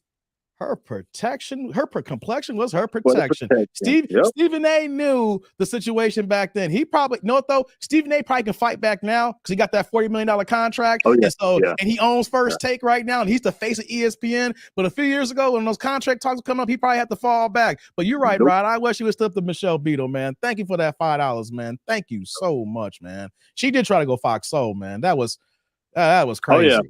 Oh yeah. Yeah, she was channeling her inner Vivica Fox. Oh Lord. So Vivica Fox needs to sit her ass down. You know she's still talking about 50 Cent's dick this week still. They've been broke up for 20 years, Jay. Yeah. I'm not trying to divert and change the subject here. Just go ahead and look at Vivica Fox here because brother, it's your show. Hey, there was some rumors going on that, 50 had he needed some penis enhancers. You know how rumors starting the internet and stuff like that. And she had to chime in, well, 50 don't need no enhancers. I can talk about that. And she was all blushing.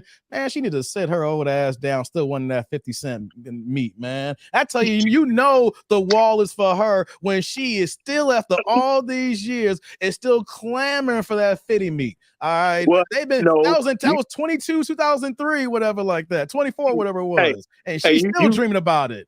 You know what it was. To quote our favorite show, he put that thuggin' love on it. That's what it was. I got that thuggin' love. Shout the Boondocks. Thuggalicious. Got that thuggin' love. Yeah. 50 put it on her.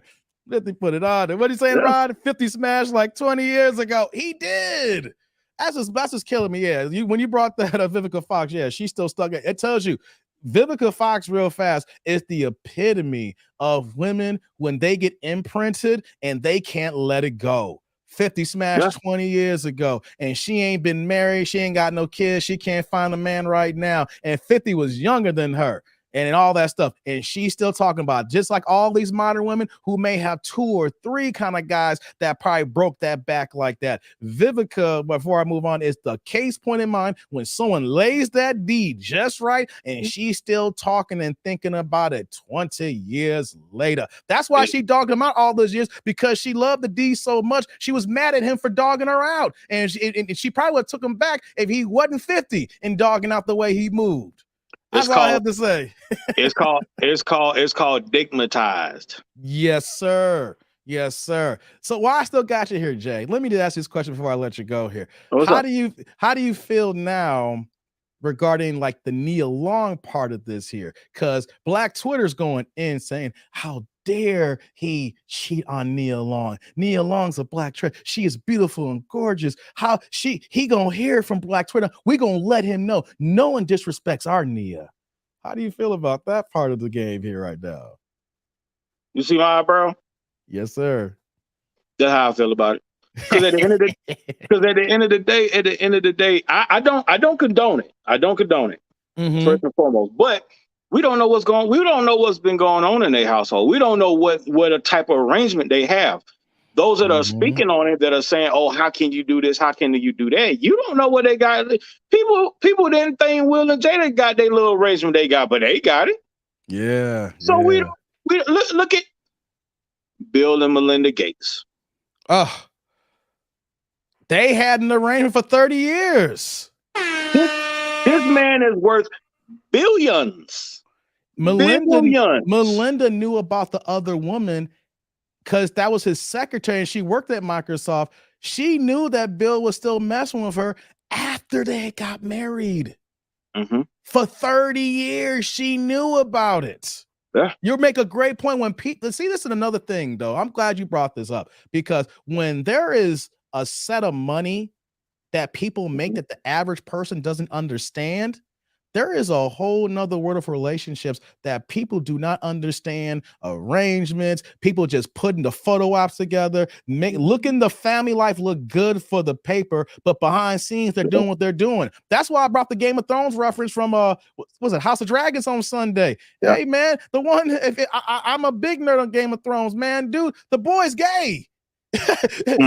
He's 19. The father's like, he will grow out of it. No, he won't. He's 19. But you know, though, they made an arrangement. Old girl's like, you go ahead and do your thing. I do my thing after we do our duty. See, when there's a level of rich, they have these compromises where they can look at each other like, yo, just as a woman said, make sure you don't disrespect me. The problem, though, is now that Ime brought the disrespect home. Now all bets are off now because he's going to feel the pain. But you're right. Like I said, people have arrangements. And like you said, we don't know the details of their arrangement because they've been engaged for 7 years. Got a 10-year-old that's going on 11 years old and no plans of getting married. Everything that you just said is, and the Godfather has said it. He has said it. He said, number one, when these people are in these positions like that, these women know about these arrangements. Number one. All right. Because they're high value men. Okay.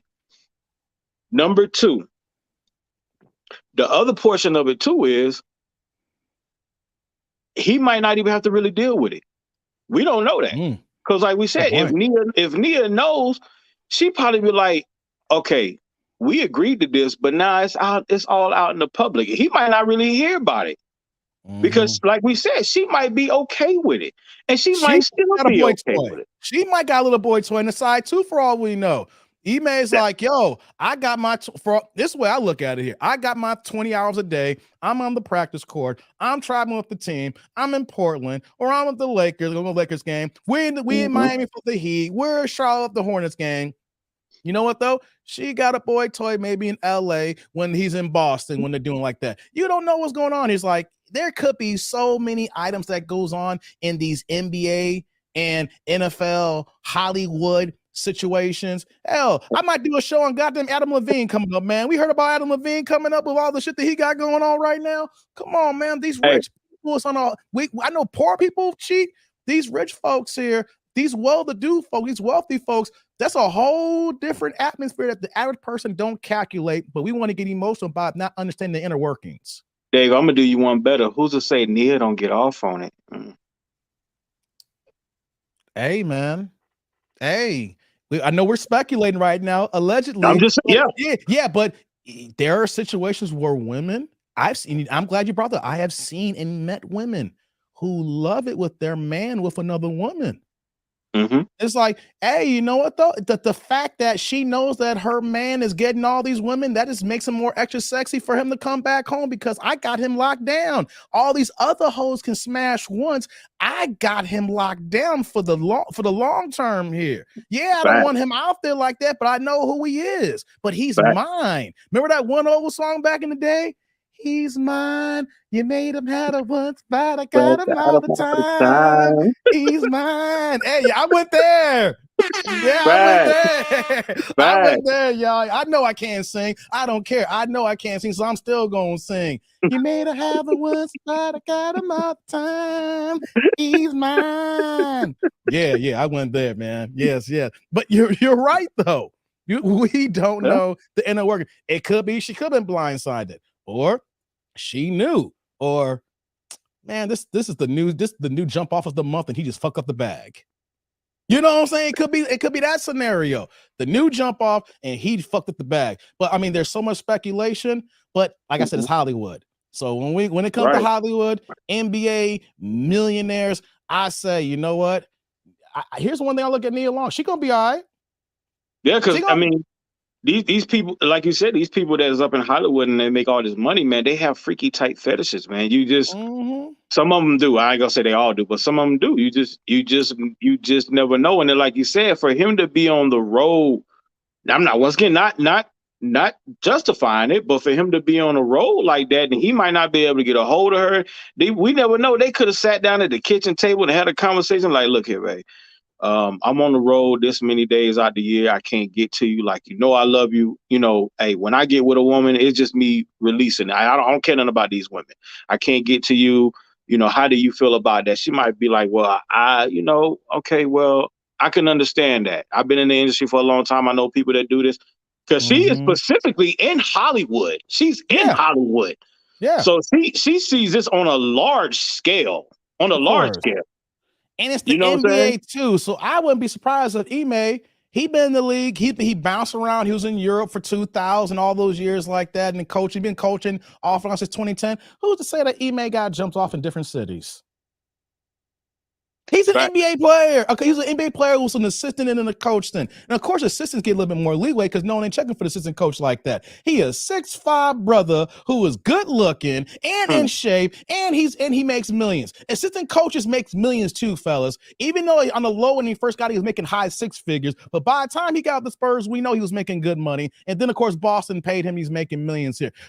Who's to say that this has been going on since the beginning? I hate to say it like this, but these are all the questions that we need to ask and put it out there. It's like, look, we don't need to look at it as like an everyday relationship. He cheated on Nia. They got a 10-year-old. They were engaged. No, this dude probably got 4 chicks in Miami. He probably got 2 in Boston with the staffer. He probably got a couple of people in Chicago out here when he comes to the Bulls game or something. He go to Toronto and Toronto is white Vegas.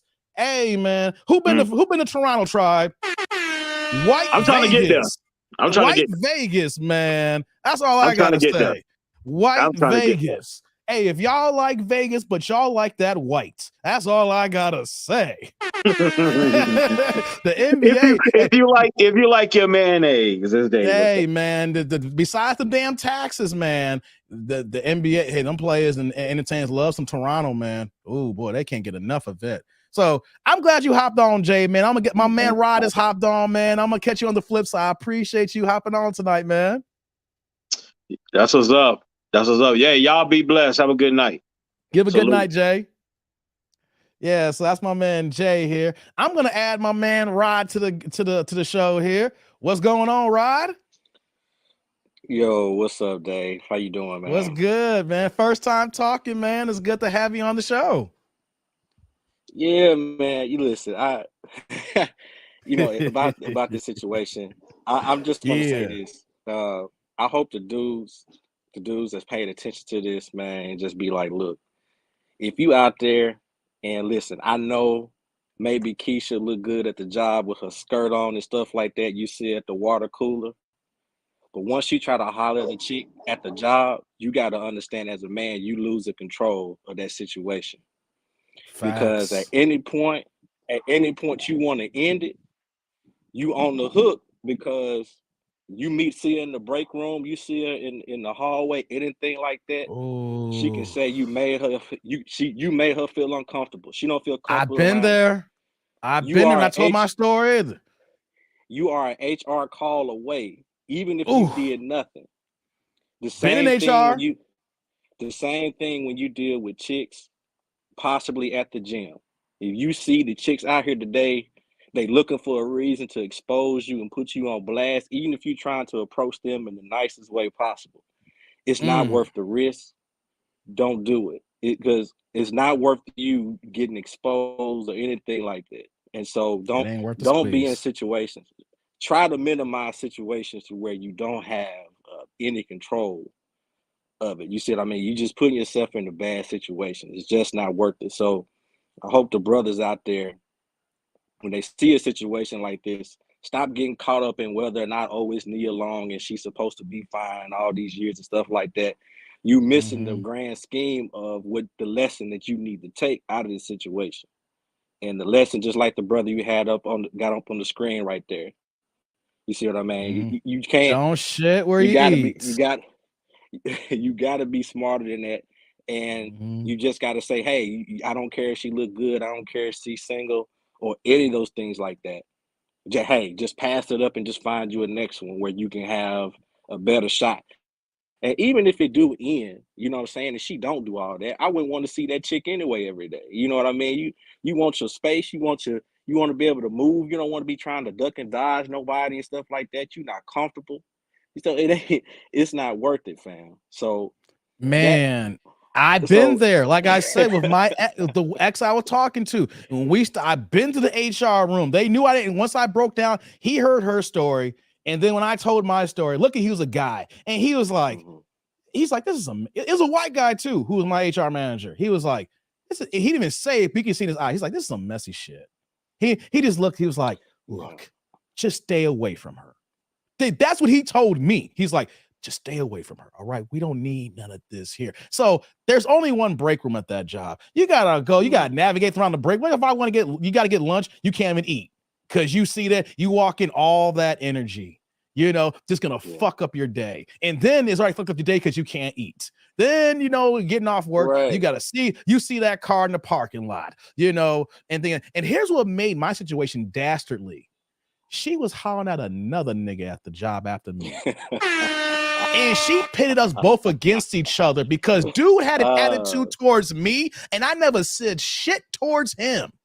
So here's a situation where here's another black dude here who we don't have no beef before. This woman comes into play and then he acting like an asshole after the fact because now he trying to holler and I guess he may have glazed the buns and he looking at me like something because she talking shit, right? So now I got two people who are enemies at work right now. Y'all don't know. That's a whole other thing. That she bounces around from dude to dude at the same job. That's a whole nother conversation I need to do for another day, for another show. Because when you got women moving like that, she can just turn the whole job upside down, destroy the whole damn complex. Listen, if you're not talking business with the chick about something to do with your role, or how y'all can help each other perform, it ain't worth the hassle. I'm not going to I'm not stopping by your cubby hole or none of that stuff. We not doing all this extra kikiing at the job. You might be cool, you might be all right. You know what I'm saying? I ain't gonna mistreat nobody, but at the same time, you got to protect yourself and keep yourself out of situations. Even if she trying to holler at you and you try to turn her down in a nice way, if she on that type of time, it can still go bad for you because most times people want to believe women over you in the first place. Exactly. You hit it. Make sure. Believe all women. And I had an argument with my girl the other day about believe all women. The word all. Yeah. And so at the end, it don't take much for word to get out. Now you got a reputation somewhere. You know what I'm saying? So it's just not worth it. And so that's all I wanted to come on here and say. I just wanted to really drop that message, you know what I'm saying? And so also, Dave, I wanted to say something too, because I know it's a lot of brothers out there that's relationships and stuff like that, stuff be going bad with women and things like that, you know what I'm saying? But I did want to get some positive news, you know what I'm saying? So what you got? On Tuesday, my wife and I will be celebrating 14 years, man. 14 years, 14 good years, you know what I'm saying? So Rod, 14 years. See, hey guys, we talk about how bad marriage situations are, but when you are rocking with the right person, both of y'all got your problems. You probably got your quirks. She got her quirks. But when you find the right person, you can make those quirks right together and you build and you deal with and you work on your issues and you just keep grinding and building. 14 years. Congratulations, bro, man. That's a beautiful thing, man. That is beautiful. Let me give you another one, man. Man, that's dope shit, man. That's dope shit. We talk, women might think that we hate all. No, I for me personally, I wish that all my men could find one woman, settle down, and just don't got to worry about the banshees in these streets. And then reason why I go hard on the marriage is not just on the love and that aspect. I think about the money, the financial benefits if you are in a marriage with the tax breaks and things of that nature compared to being a single man. That's a whole nother conversation. I get not every man can move that way. I mean, that's a whole nother financial fiscal responsibility conversation. But man, that is dope, Rock. Congratulations, man. That's mad love to you and your wifey, man, your family, man. That is dope shit. We need to hear more of this here. A black man celebrating the fact that, hey, me and my wife are going to be together for 14 years, and this is good news. I want the tribe to hear this because there are good relationships out here. That's what I'm talking about. There are, man. You know what? And it's obviously, here's the thing.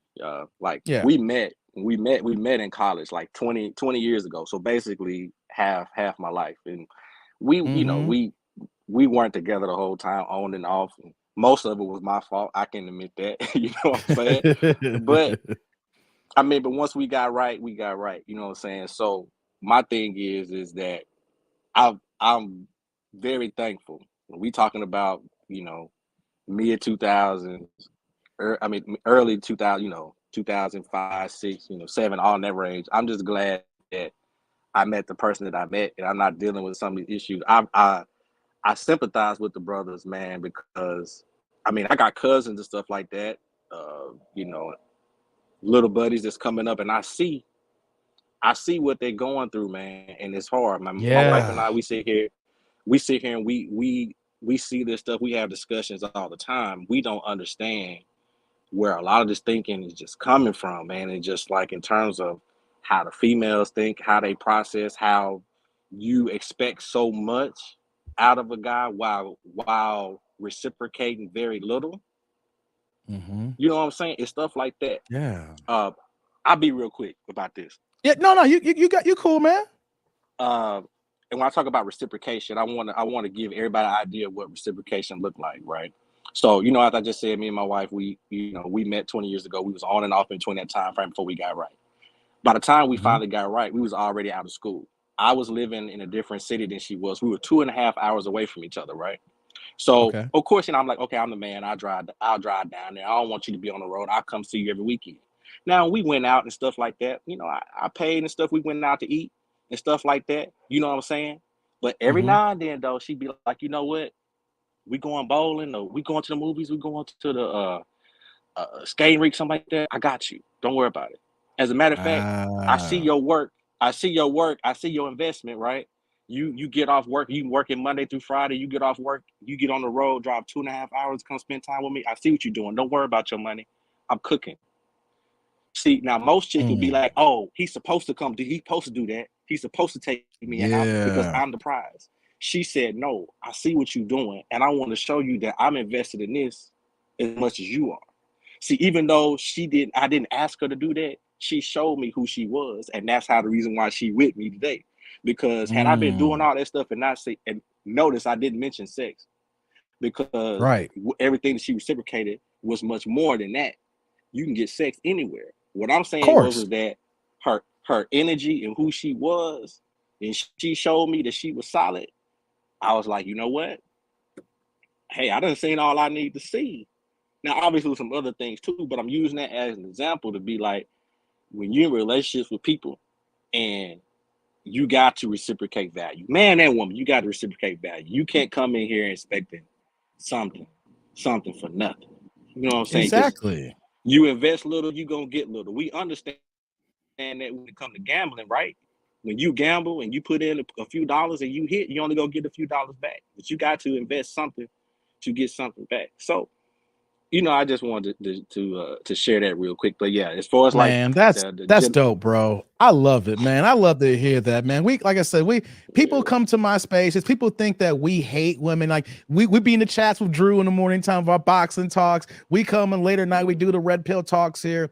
They see us move and they only see one facet of it. We're only talking about, of course, our past experiences or the current model that's actually happening today. But just because we talk about these things doesn't mean that we hate women. We just hate the actions and the way that things are happening right now. But I'm glad you came on because, like, look, I ain't moving like a Pookie and Ray right here. I ain't out here in the streets like this here. I've been married 14 years and I love my wife and we having an anniversary. And then you talking about reciprocation. You're talking about how you get the give and take. That's real. We're not talking about sex and like talking about getting those buns glazed and stuff like that. You literally mentioned how you have to drive hours and then she's adding to you saying like, yo, let's do this. We do this for me, but I'm a cook. We're going to go bowling. I know the shit that you like, so I'm going to figure out what you like. And because you do put all this time in. So that's this. That I love to hear that because you pouring into the tribe here and let people know that Black men are doing right in their relationships, and that's why I went off on Jesse yesterday because it seems like that all Black men are moving this way. No, it's not. All of us are not moving bad. It's just that stereotype that puts upon us so that when every time someone sees a Black person, they want to be scared of us and things of that nature. Nothing to be scared, man. We human beings just like anybody else. We just trying to love like anybody else. The problem, though, is that this modern day has got our community fucked up.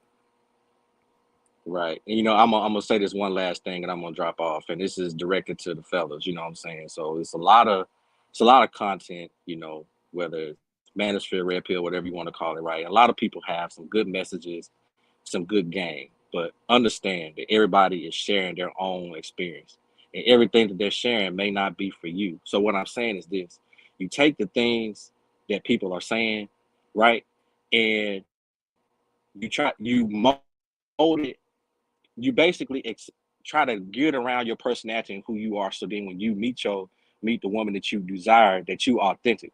Don't try to take everybody's talking point to a T. Because listen, I got my own experiences and what I dealt with, especially between the ages of 18 and 25, because I was moving like an idiot and I got so many stories, right? But and everybody got their own personal experience of what they learn, right? And you can learn a little bit from everybody, but every single talking point is not from you, right? And so I do see that a lot in some spaces where people just regurgitate a lot of things, and you be like, bro, you don't seem authentic. That's not you.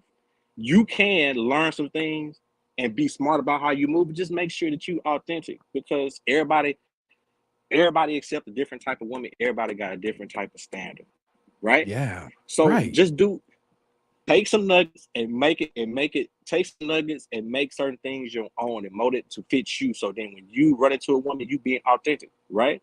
And then everything's gonna be smooth. You know what I'm saying? Everything's gonna work out. So that's that's all I got, bro. I appreciate you that's having me on, man. gems And and so facts, man. You're kicking. Hey, before you go, man, you said you're coming to New York next month, right? yeah.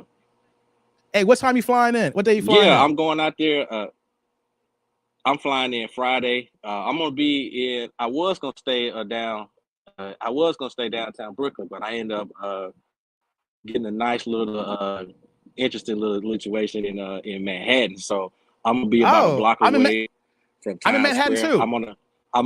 So I already looked at everything. So I've never been to a Knicks game before. They got a preseason game against the Wizards. So I said, you know what? I'm What, gonna go on Friday and go night? to the Garden on Friday night. Then I'm gonna go to the fight on Saturday night. Oh, Yeah. I might have to. I'm gonna look into that because I'll be in town Tuesday night. I'm flying in town Tuesday, and I'm flying back home on Sunday. So, and I'm actually staying in Manhattan too. I'm in the financial district. I'm literally an intersection on Wall Street. So I'm in the 911 area, financial district. That's where I'll be at. So Okay. Times Square is Lower Manhattan. You're gonna be in Lower. Yeah. I'm in Seaport. I'm literally like a half mile from ESPN. Manhattan. Yeah, I'm a half mile from ESPN. So that's where I'll be at. So I'm in good. I'm about 15 minutes walking distance from Times Square, and then about 15 minutes the other way to MSG. That's where I'm gonna be. So you know what I'm saying. So I said, I'm gonna go ahead and go to this game. Then I'm gonna go to the fight. I'm just gonna make a great weekend out of it. And then I saw the Giants was gonna play on Sunday. I halfway thought about, you know what, pushing my flight back and go to the Giants game on Sunday. But I said, nah, I'm probably doing too much. I'm still trying to save coins and hold out hope for this Spence and Crawford fight. They keep playing with me. They keep playing with me too. So. Hey, I got my money already. I've already scoped out the scene. I literally I'm OCD. I had mapped out every weekend in November till they said roughly probably the 19th it happens. I'm ready to pull the trigger on the hotel. I already got the plane ticket, the flight of the schedule for my plane ticket. Yeah. I'm already ready to go. They need to announce this shit, man. So I'm just like, yo, they over here playing with my emotions. I just saw Blue Blood in a lot before I cop on how I'm talking about. He talked to Terrence Crawford and he's saying that Spence wants to fight, but his people don't want to fight and everything, and that they're holding it up. It's just so much jankiness, man. But if you guys are wondering, me and Rod are talking about being in New York for October 15th for Deontay Wilder's return fight at the Barclays. We're both going to be in the building for the fight Saturday night. I'm bringing my equipment, so I'm going to be streaming almost every day, basically, in New York as well. But hey, man, since you're coming in town Friday, man, I might have to look into that Knicks game. I might have to look you up Friday night, man, because once I get off work Friday, man, it's like 5 p.m. for me, man. You're going to be like, what, no more than like a 15-minute Uber ride away, if that. Yeah, I'm coming in early, though, man, even though I can't, I know I ain't going to be able to check in for a little while. Maybe I can early check in, but if not, I'm going to, drop my bag off. But I'm going to, I land 11 a.m. on Friday. And then I'm just going to be out and about. I'm going to have some good time. I said, man, I'm going to have a good time.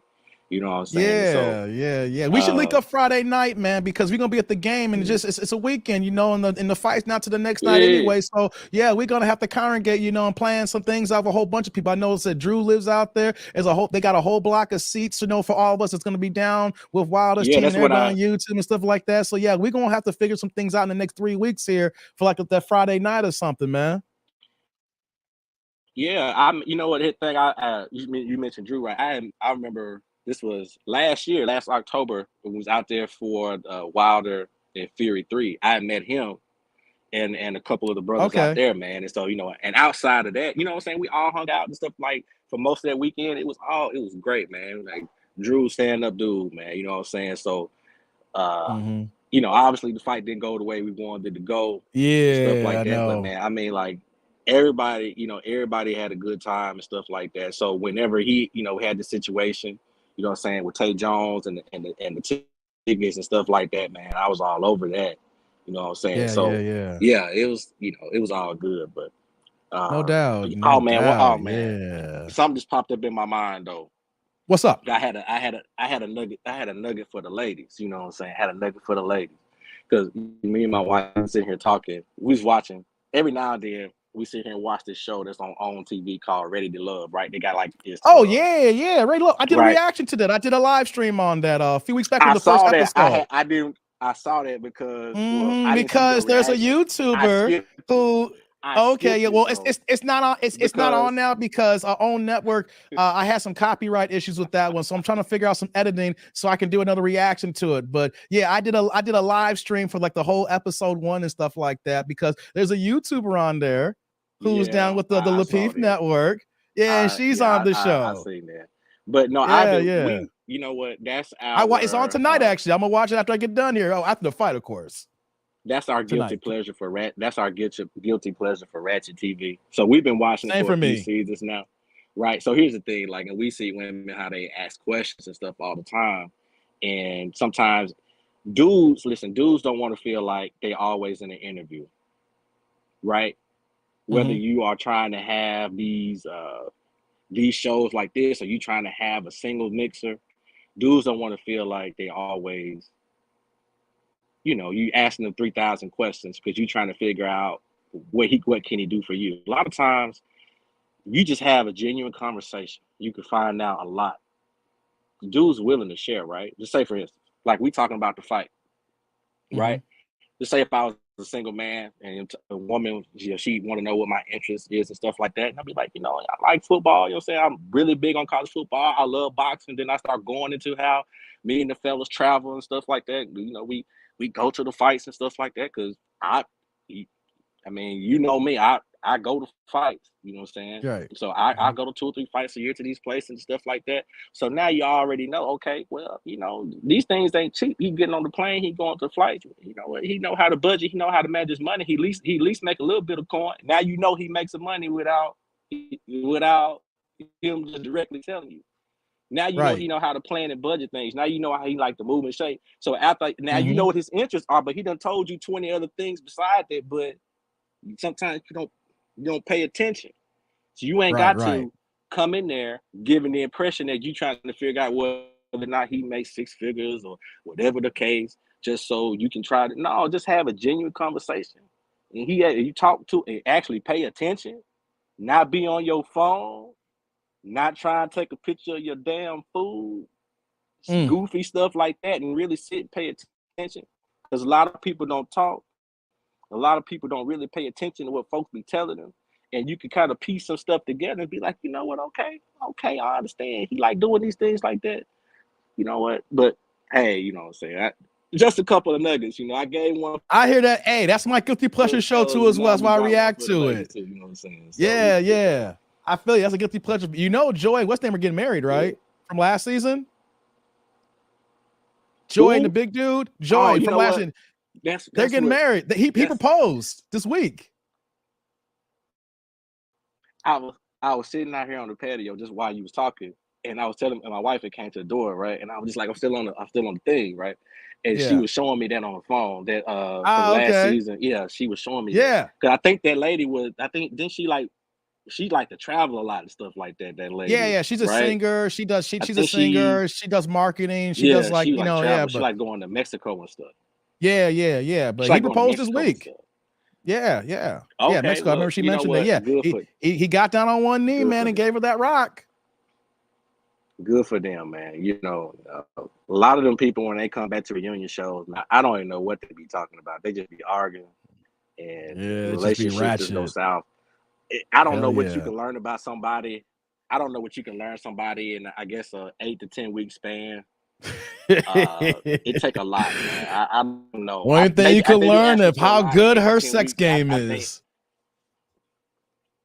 That's all you're gonna learn is how good her sex game that's is. all, man. Because a lot of the chicks and the dudes be saying some ridiculous stuff. I'd be like, sometimes the dudes be coming up there, they start talking, and I'd be like, man, dude don't sound too bright right off the bat. And then some of the chicks be talking, I'd be like, hey, There's a I couple don't of them know this season where, that I move don't know that where way, you get this man. from. Like, yeah, it was a couple dudes this season. I've been, cause I catch up now with the on demand, so I let it kind of go like 5 or 6 shows, and then we kind of sit and we binge watch, and then we kind of start Gotcha. catching up. And like a couple of the dudes on there, I was just like, only reason why you didn't get eliminated because somebody else did something so dumb, you know? Because I'm like, ain't no way. I'm like, you can't think this way and think you're gonna get a woman. I don't care what information you get. You can't think and act this way and think that a woman I don't care what type of woman you think you want. She ain't going for that. You know what? These She got standards dudes too, this bro. Come season. on now. These guys this season, I can't even get down with them, man. I can't. I'm a defender of men, and some of these guys this season, I can't defend them. Ivan Ty's like, I can't defend his actions. I can't. Yeah. You know, they get to a point. It's like, yeah, I rock with my man 100%, but then when I see the fuckery, I see the BS, the bullshit. I'm like, hey, man, I can't. Yeah.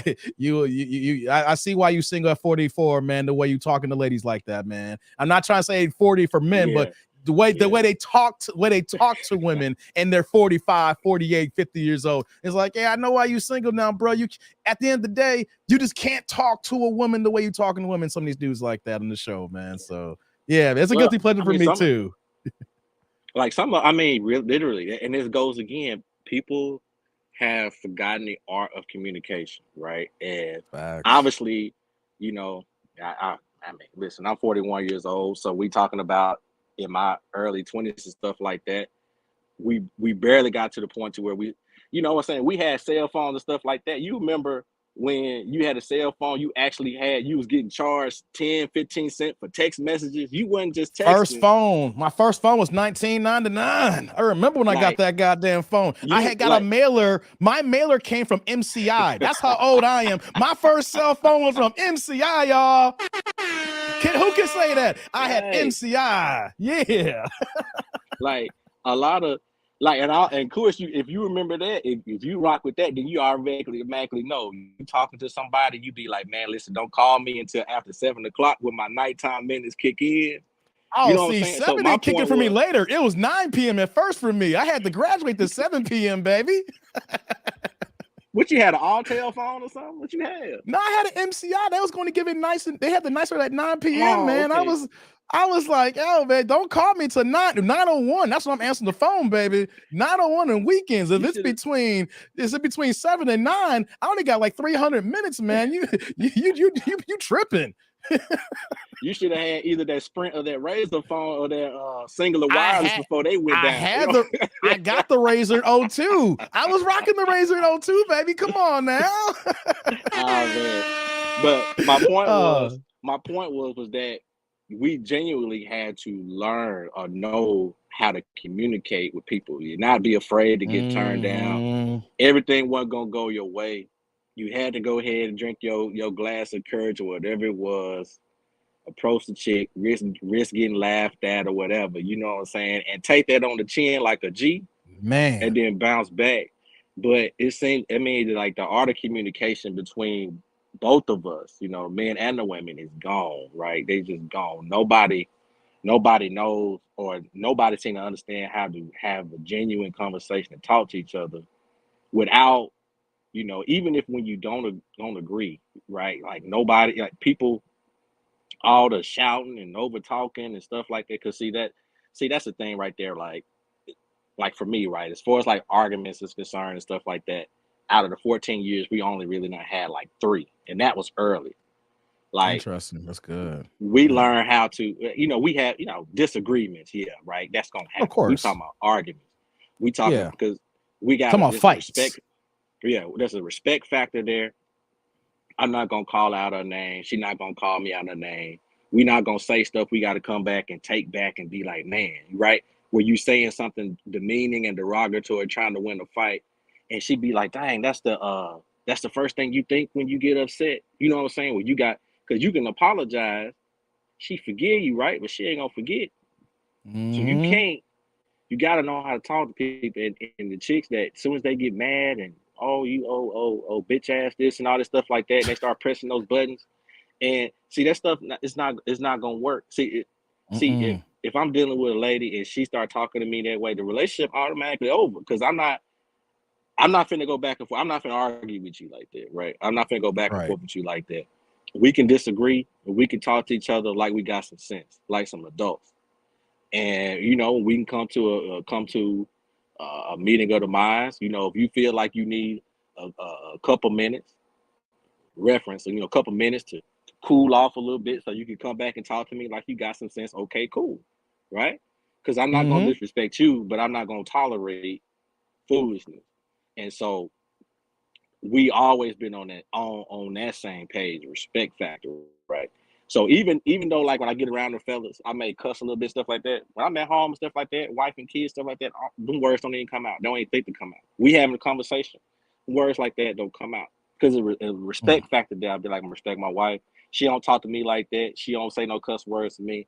Even just in playing and fun. Like, we may play with a couple words here and there, you know what I'm saying? We ain't perfect, right? But we just how we talk to each other. It's an understanding there that look, is automatically understood. It's a respect factor there.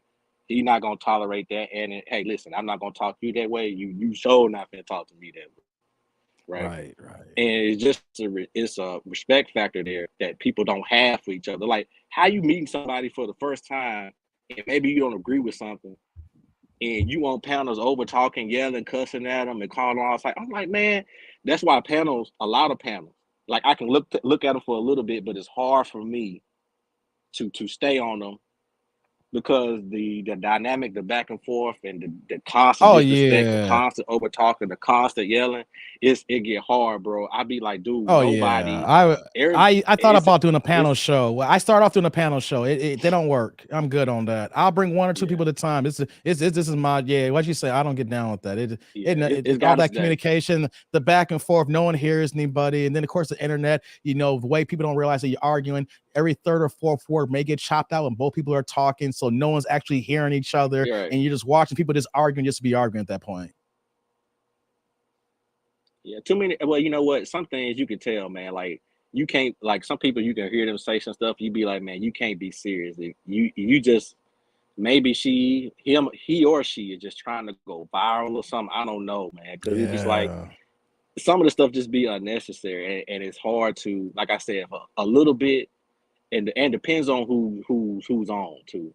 So I ain't gonna say no names because there's plenty of panels out there. So I ain't gonna name no names. I know. I'll name them names. Yeah, some people doing good work, but I get the whole premise. I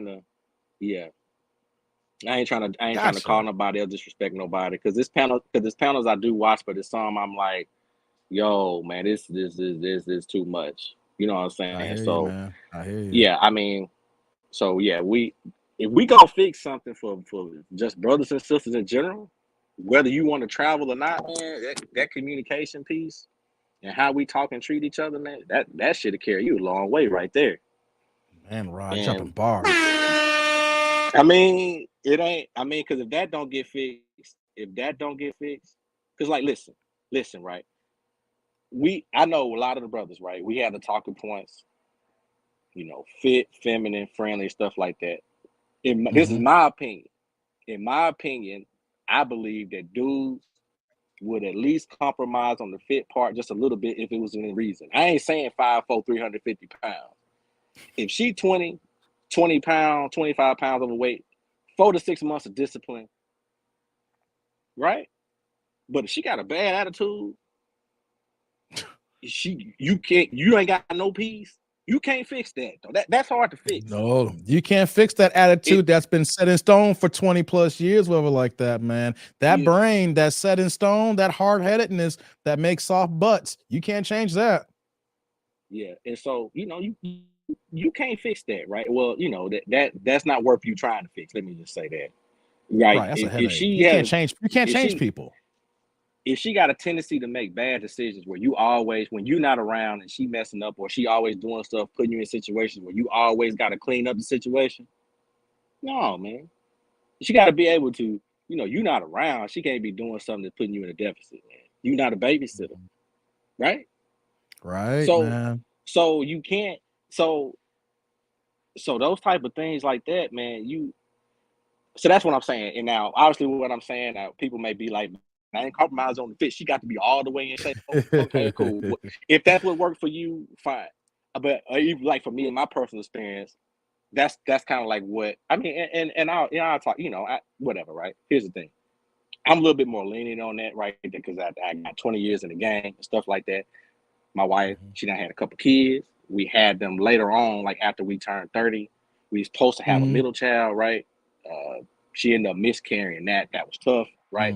So then, like when we had our second child, which happened to be our last child, she was like 35, right? And it became tough on her a little bit at the end because she blood pressure. I think was it preeclampsia. That's what they call it for ladies for high risk towards the end of pregnancy. Yeah. And so she had to be induced, right? Thankfully, though, it was towards the end. It was towards the end, right? So so the baby was healthy because she was able to last it for be full term and then stuff like that. But after the first pregnancy and having a miscarriage, stuff like that, she ain't bounce all the way back, right? So what type of fool would I be to be like, I'm gonna hang on some YouTube talking points and be like, oh, she got to be automatically. I mean, she within reason. She ain't walking around here crazy. You know what I'm saying? Right. But it's like, what type of fool would I be to throw away my blessing trying to impress a bunch of dudes on the internet I don't know? Like, that don't make no sense to me. Like, yeah, that's a great point here. So it's like you have to have because what I'm talking about is not a YouTube talking point. I'm talking about real life, right? So what I'm saying is that she within reason, you know what I'm saying? She's 15, 20 pound, right? Okay, cool. You know what I'm saying? I ain't perfect, she ain't perfect. We two imperfect people and we happy. But you can criticize, if people can criticize me in that aspect, but then while I can roll over and ask her to rub my back, you just gonna be sitting there with Jergens on your nightstand. So I'm cool. I'm straight either way. You can roll over and look at your stained pillow while I got somebody to rub my back and I'm straight. So I think that goes back to what I said earlier. You can take the talking points, the game from everybody, and you do it and you mold stuff that fits you with your personality to your liking, and you make that work for you. Don't try to live out nobody else's talking point because you don't know anybody else's experience. My experience is different. So I have a little bit more grace in this situation. If she dot all the I's and cross all the T's in the other areas, what I look like giving that up trying to be super alpha male Negro of the month. Like, like, man, F y'all, man, I'm straight. Yeah, I hear you, man. You're right on that. Like, hey, I got to piggyback. When I say fit, for me personally, I've never been a woman over 200 pounds. Never. I've never been a woman over 200 pounds. Like I said, so for me in the fit, I'm not trying to say no. So for me, so yeah. So when I say within reason, so me, I always say the fit part, right? But I was like, no, you ain't 200 because I'm not 200. So like we say within reason, I look at it from a standpoint, maybe for other men too. Maybe they may feel some type of way. They don't have an exact number, but my thing is, you never could weigh more than me. You never could weigh more, because if you weigh more than me now, that's going to be a problem when later, and then for the kids and things that later, when you add the 15 or 20, and then the second one comes, and then you may have not lost a few pounds from there. So you're right. I completely agree with that. There's got to be the real world. There's got to be real life. We have to be realistic. But at the same time, though, when you do pick them, just make sure that you pick them so that you ain't complaining about it 10 years later, that how big she is like that. If you pick a big woman now, and she's not disciplined, and she's not disciplined, she's gonna be bigger later. And you gotta accept that. You took that on. You can't say, man, I can't stand her. You know, she was 222 when you met her.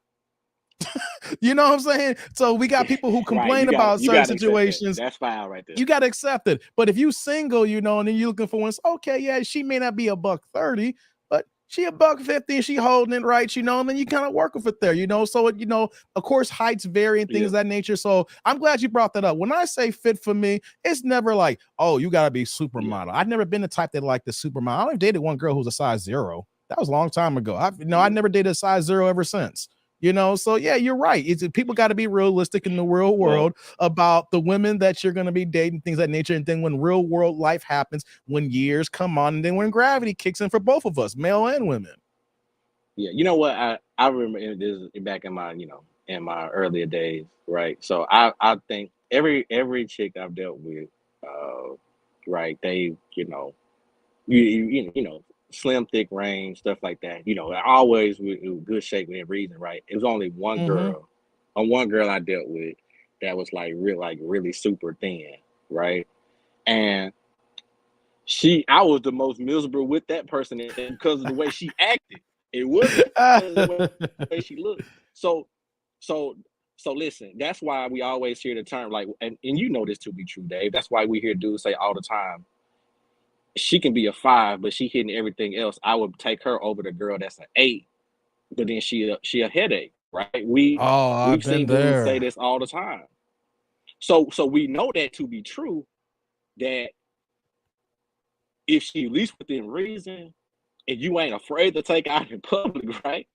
If she's doing all the other stuff to make you happy, then rock with that, fam.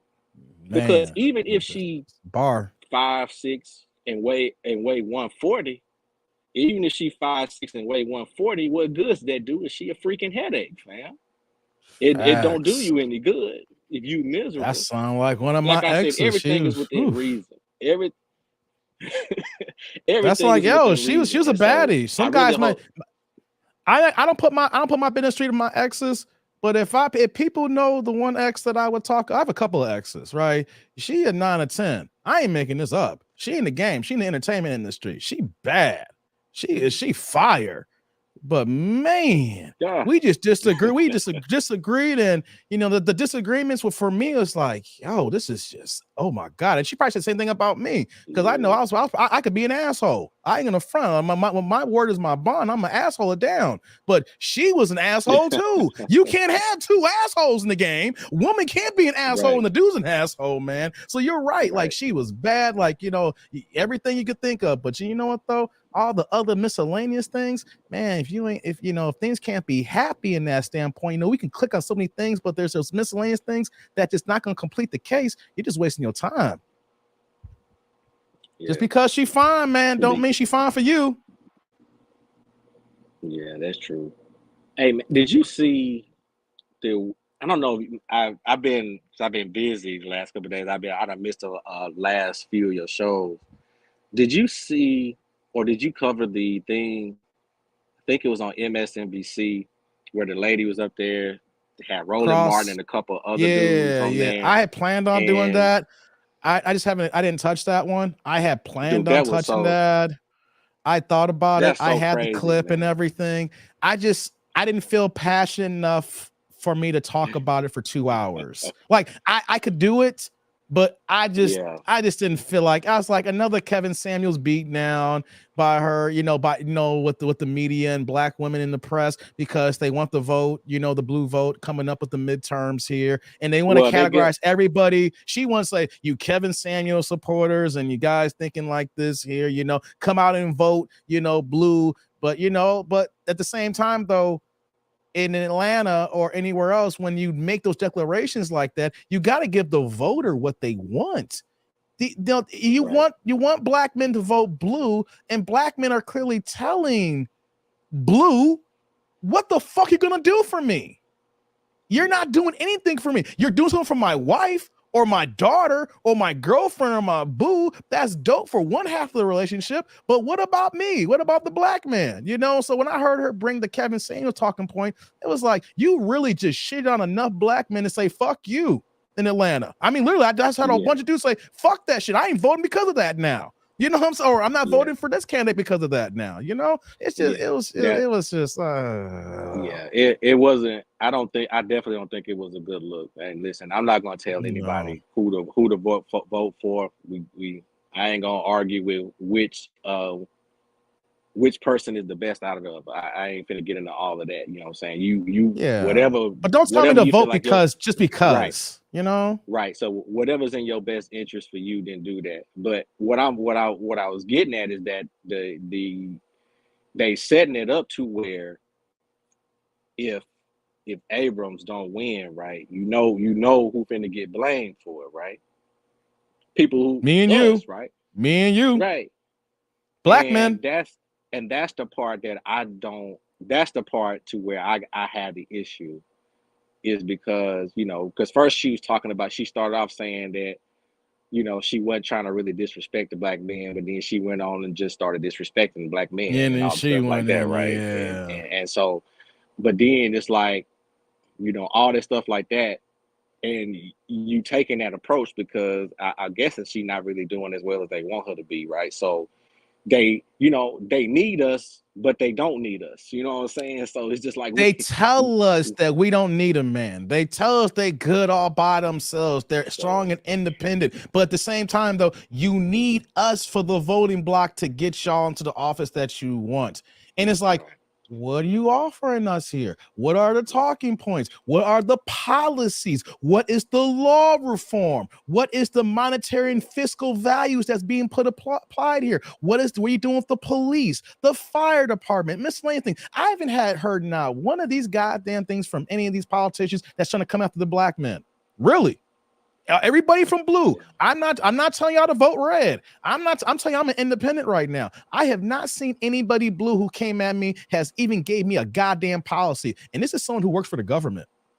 I work in the government capacity here, so I know the game. I know all the things out. I'm a lot smarter than what I actually give out here. I don't talk about a lot of shit I do and know, but I am not seeing anybody, come out and say, "Hey, this is what we're offering black men." And here's the thing. I'm not advocating for Trump. I don't want people to get mad at me. You can say that Trump was fucking pandering. He still gave some shit to get the fucking vote. You can say it was the wrong thing he was doing to pander. He still gave black people some shit. That's the whole idea. They say, like, because as black people, we got to find a way to get the shit first, maneuver that, get into positions of power, and then keep compounding that. So then over generations, we keep building and building so we don't have to take these pandering handouts. So I look at it as like, I'm not trying to advocate the vote for him, but you have to be on one side of the coin. It's like, he is given this, and I can use this for my family. And then we can use this for generation to build up on that. It may be fucked up now, but maybe my kids and grandkids will be in a better position than me. People ain't looking at that. All we're doing is just vote for me and that's it, because it's just the best thing. Yeah. So it's just like, yo, you're setting up to fail to blame us for it. And then I'm about to go in now. Let me stop. Let me stop. And and I'll say this, like I used to be really into politics and stuff like that, like for many years, right? Like I'm one of those people. Even though like I'm in supply chain and stuff like that, and I inventory management stuff like that, right? I'm one of the people who didn't do what my degree was, right? So my degree actually is in public administration. If you know anything about that, most of that is political science, and then the other portion of that is general business. So I did all of that, and I enjoyed all that stuff, like public policy and stuff like that. And I remember having to get up and doing all them crazy group projects and present all that stuff and what this policy would mean to this community, all that stuff like that, and all that stuff, right? So I used to be into it. And then the last few years, I did kind of lose the luster on it. But then I had to take responsibility and be like, you know what, I need to get back to paying more attention to what these folks doing out here, because, I got family to raise, like stuff like that. Family to kids to raise. I got, family to lead. That's what I meant to say. Yeah. So I got, I got stuff I got to be responsible for. So I need to be more responsible in that aspect. And so I understood that self-reflection, accountability, right? So I said, all right. So as I'm getting more back into it and I'm seeing stuff like that, it's just like, man, it's right. It's just like, dude, you got to pay attention to only the people that only want to talk to you when they want your vote, and then when they get it, they never come around, right? As soon as they get it, that's it, man. you gotta pay attention to that. And so it's like if they not giving you, that's why I'm not, if voting a certain way it was beneficial to you or your family, hey, do what you do. I just advocate being, if that's what you want to do and it benefits you, fine, that works for you. But I'm not gonna be like, hey man, you should vote this way because we want to get this person out. Did I used to think that way before? Absolutely. I think many of us probably did at some point until you actually sit back and you look at it, and then you'd be like, you know what? That wasn't. I understand why I did what I did, but that wasn't necessarily the move either. You know what I'm saying? So, I but that agree don't with mean. that. But that, like I said, that don't mean I don't care which way you voted. You can probably look back and be like, you know what, that probably wasn't the move at some point, or I didn't look at this a certain way. Local, not just nationally, but damn sure locally. These folks be doing some local stuff. You'd be like, man, how this dude get there? Like, you really have to pay attention. Like, that's the biggest thing. Who the judge is gonna be, all this stuff.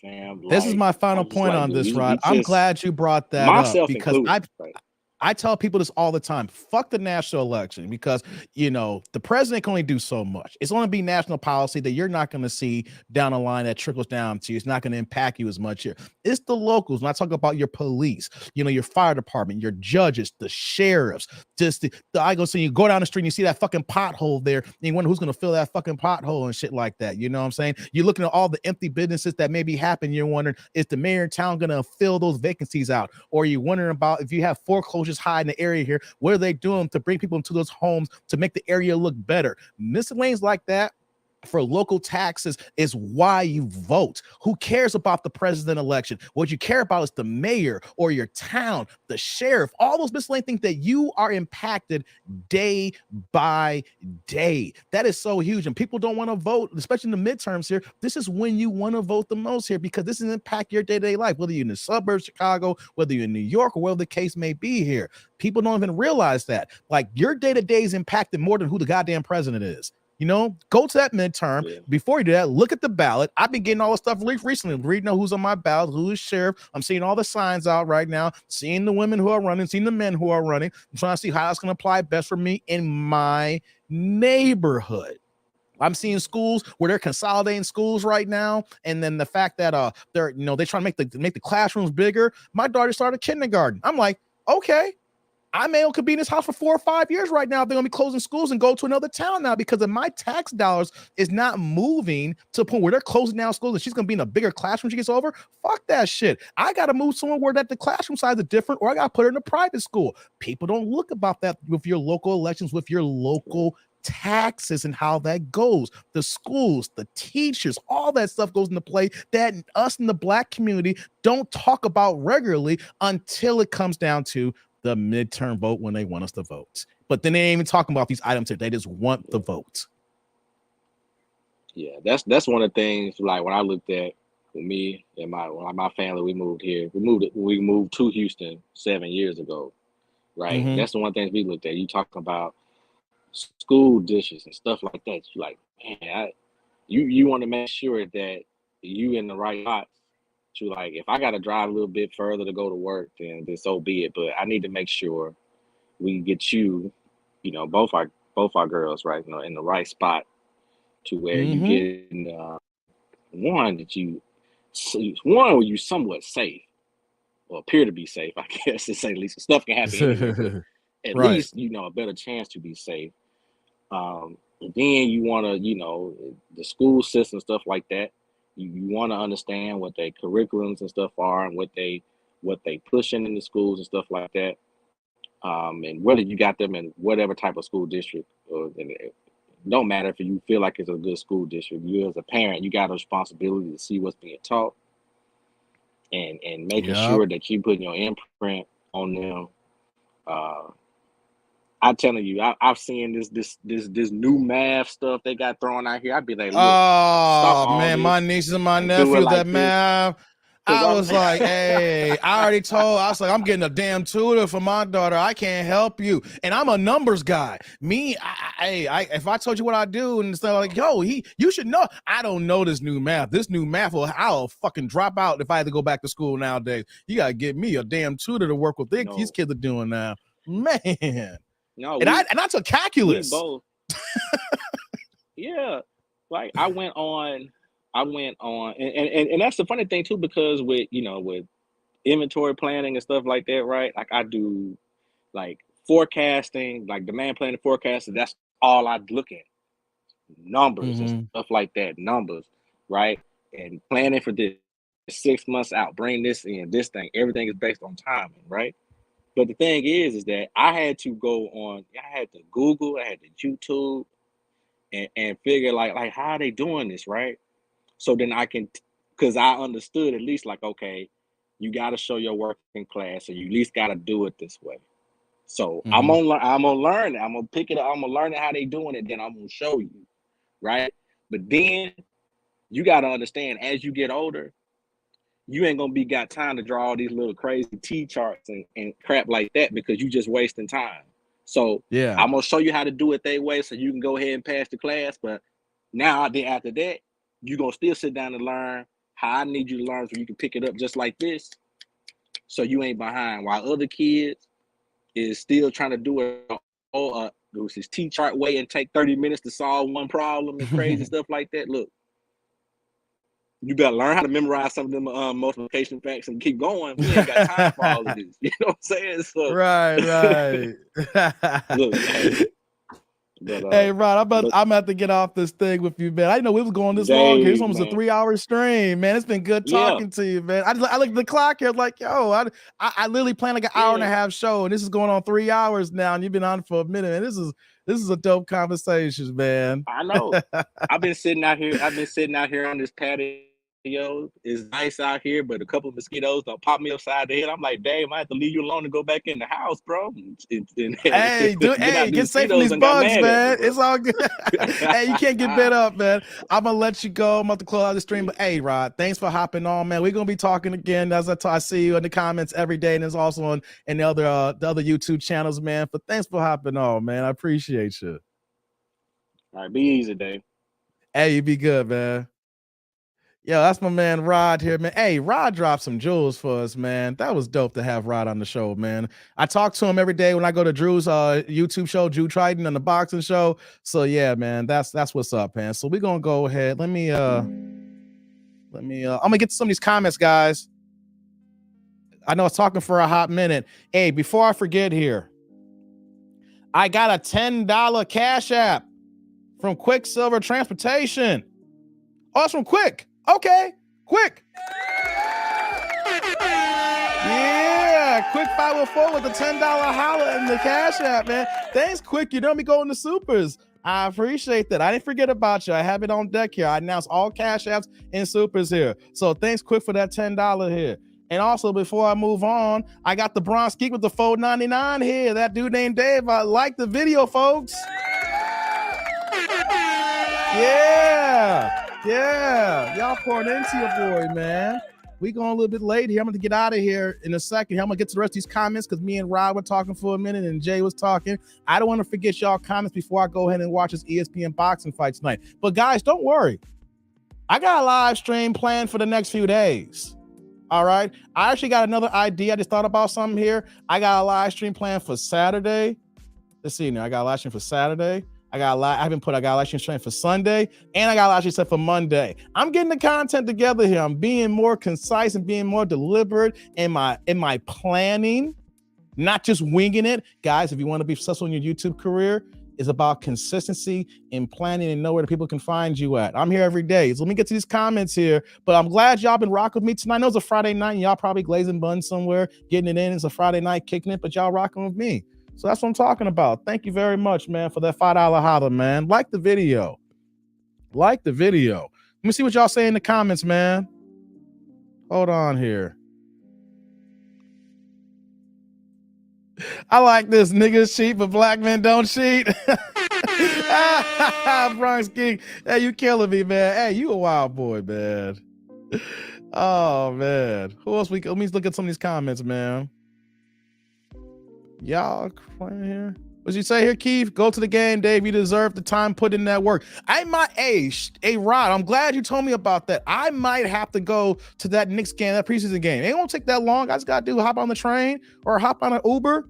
Hey, man, I gotta work Saturday morning. That's why I'm in town. I'm in town not only for the fight, but also gotta work too. But I only gotta work for like 3 hours on Saturday. And on top of that too, I can work in my hotel, and my hotel's literally across from my job. So I might have to hit up that Knicks. I've never been to the Garden.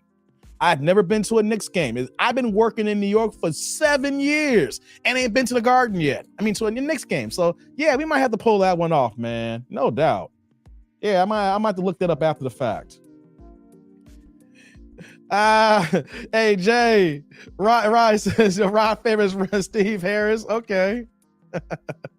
Y'all saying y'all look like people look alike here.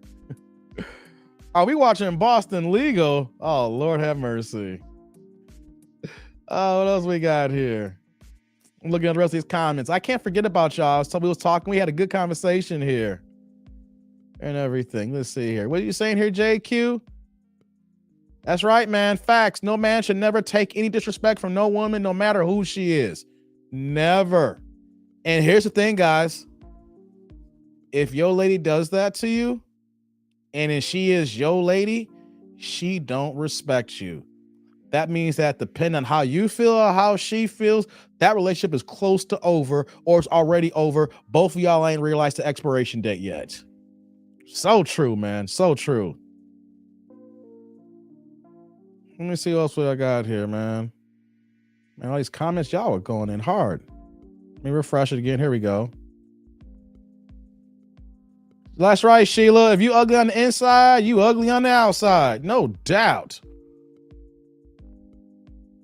What you saying here, Z? No lie, 2 sisters got in my train in Colorado. Cake makeup, fake hair, lashes, and wild now super fat. They still looking like Super Mario mushroom shakes. Damn. Wow. Wow. That's crazy, man.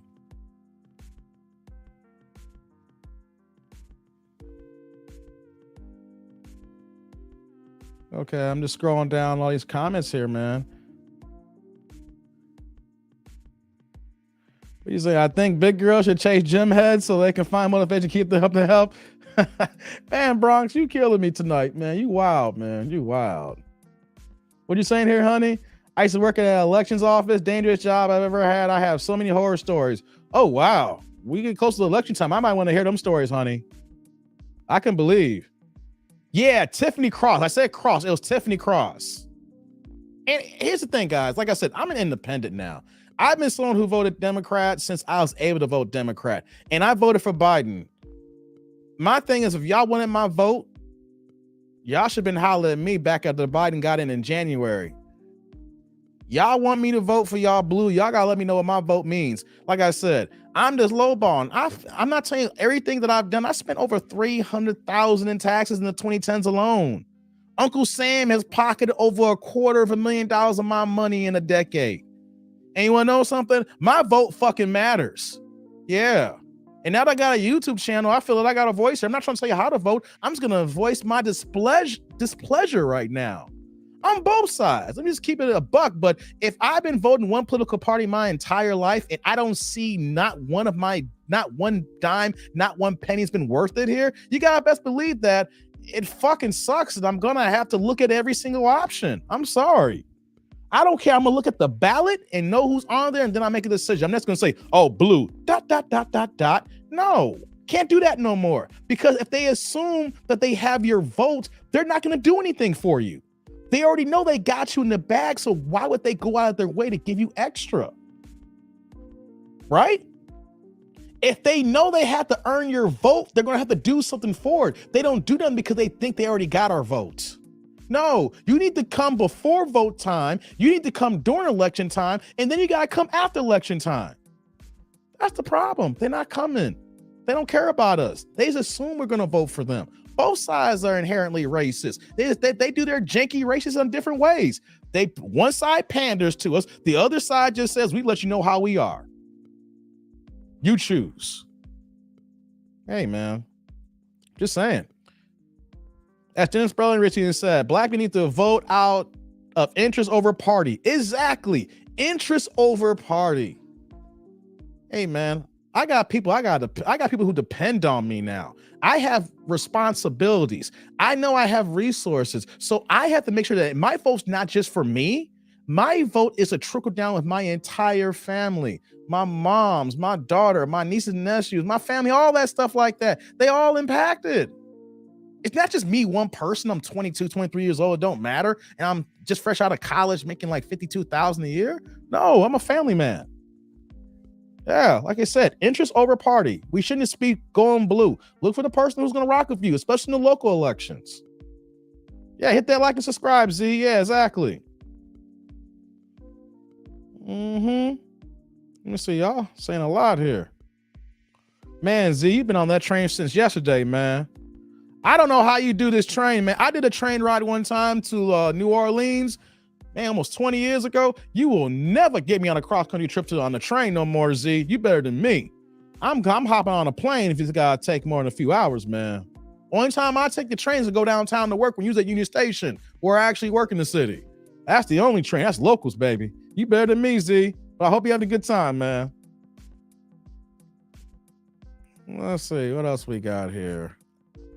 See you, Sheila. I see she peaced out, no doubt. Yeah, the two-party system is not enough diversity. What you say, what I hear, that's the problem. We have a two-party system, and then the independent is just like whatever. I'm independent because I'm not affiliated. But as long as we have a two-party system, the shit's fucked up. You're right. You're right. You're right about that. You're right.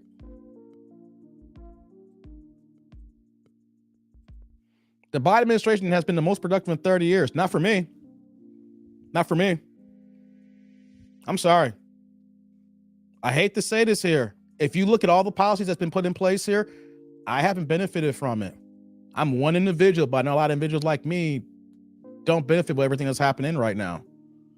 I don't benefit from the student. I know many people are, but I'll just name off the top here. I don't benefit from the student loan situation. My student loan's been paid off since 2004. So I don't benefit from that. The tax situation, unfortunately, that people hated, that happened with the last administration, that we didn't like how it got jammed down. I actually benefited from it, and I was dogging it out. You know, I mean, if I just want to make an example, and I didn't vote R, I'm just saying that tax bill actually helped me. And I was against it at first until I saw the details. Now, I know some people say there's going to be some stuff down the road and stuff like that, but I'm saying right now, I mean, and I don't got time to go down each of the Biden administration policies and things of that nature, you know, for it, you know, I understand that it's been successful to certain people, but up until that college fund and then that deal that he signed, it was a shit show up until like 2 months ago. So we can't say it's been the best in 30 years because until he signed that bill, man, we had no idea what was going to happen with Biden. His approval rating went up after he got that bill signed. But I got to be honest with you. There's many people just like me that I work in a government capacity and I know all the bills. I know what's on the table. I know what's on the document. I see what's going through. I see what they're trying to push. I see the executive orders. I know these things here. You want to know something? I'm not benefiting from it. I'm not saying I'm going to go down and click R for everything, but I'm saying what's being in place. I'm not seeing shit. So Eric, I hear you, man, but you're talking to somebody who's in the system, and I'm saying that the system ain't working for me. The DOJ has filed more civil rights cases than in the last 20 years. I'm not talking about civil rights. I mean, that's huge. I'm an everyday human being who's worried about daily things here. The basics. Keith's like, I'm a registered independent since 18. I vote the issues. I see that, Keith. Biden has only been in 1.5 years. Yeah, I know. But you said 30 years. I do. My daughter does. My friends' children benefit. Biden is one of the worst presidents, Pac-Man says. EA, are you trolling? Eric says, Biden, Biden was, here's the thing. I voted for Biden, and it was a shit show until he passed that major landmark historic deal. It was like a month and a half ago. There was nothing on both sides. I mean, all three sides, independents, Democrats, and Republicans were shitting on Biden up until that bill got passed. And now his approval rate through the roof. If that bill didn't get passed through, we wouldn't be saying nothing about this. We were literally saying this. He was probably one of the worst presidents since Jimmy Carter. You know? So I'm not telling you guys to vote red or something like that. I'm just saying, let's just call a spade a spade. You know, the policies don't impact me. So if they don't impact me, I know a lot of other men who are saying the exact same thing. No, it's not media, man. I work in government. I can't, because of my role, I don't want to say too much because I don't want to spill the beans, but I do have a fucking high security clearance, and they're trying to give me some other stuff too. I see things before you see things. I'm on blacklist. When I say on blacklist, I can't do things until my job says so, because Uncle Sam says so, because I have a leg up on everybody. I see policy that gets through before y'all see it, okay? Matter of fact, in my role here, even though I'm in IT, I see trillions of dollars change hands every month. I've seen more money this month change hands than you ever seen in your entire life combined in this chat in my 7 years in my facility here. So you got to understand that if I see these things and I work it, I see the PDFs. I have a security clearance. Literally, I'm being vague as possible because I try to keep my job at bay. Some people say you're just making up shit. No, I'm being vague because of my clearance. And I'm saying that I see so much here. You're in government? Do you work with the Treasury? And do you work for the Federal Reserve? I ain't gonna say what I do, but do you work with fiscal, Treasury, and the Federal Reserve?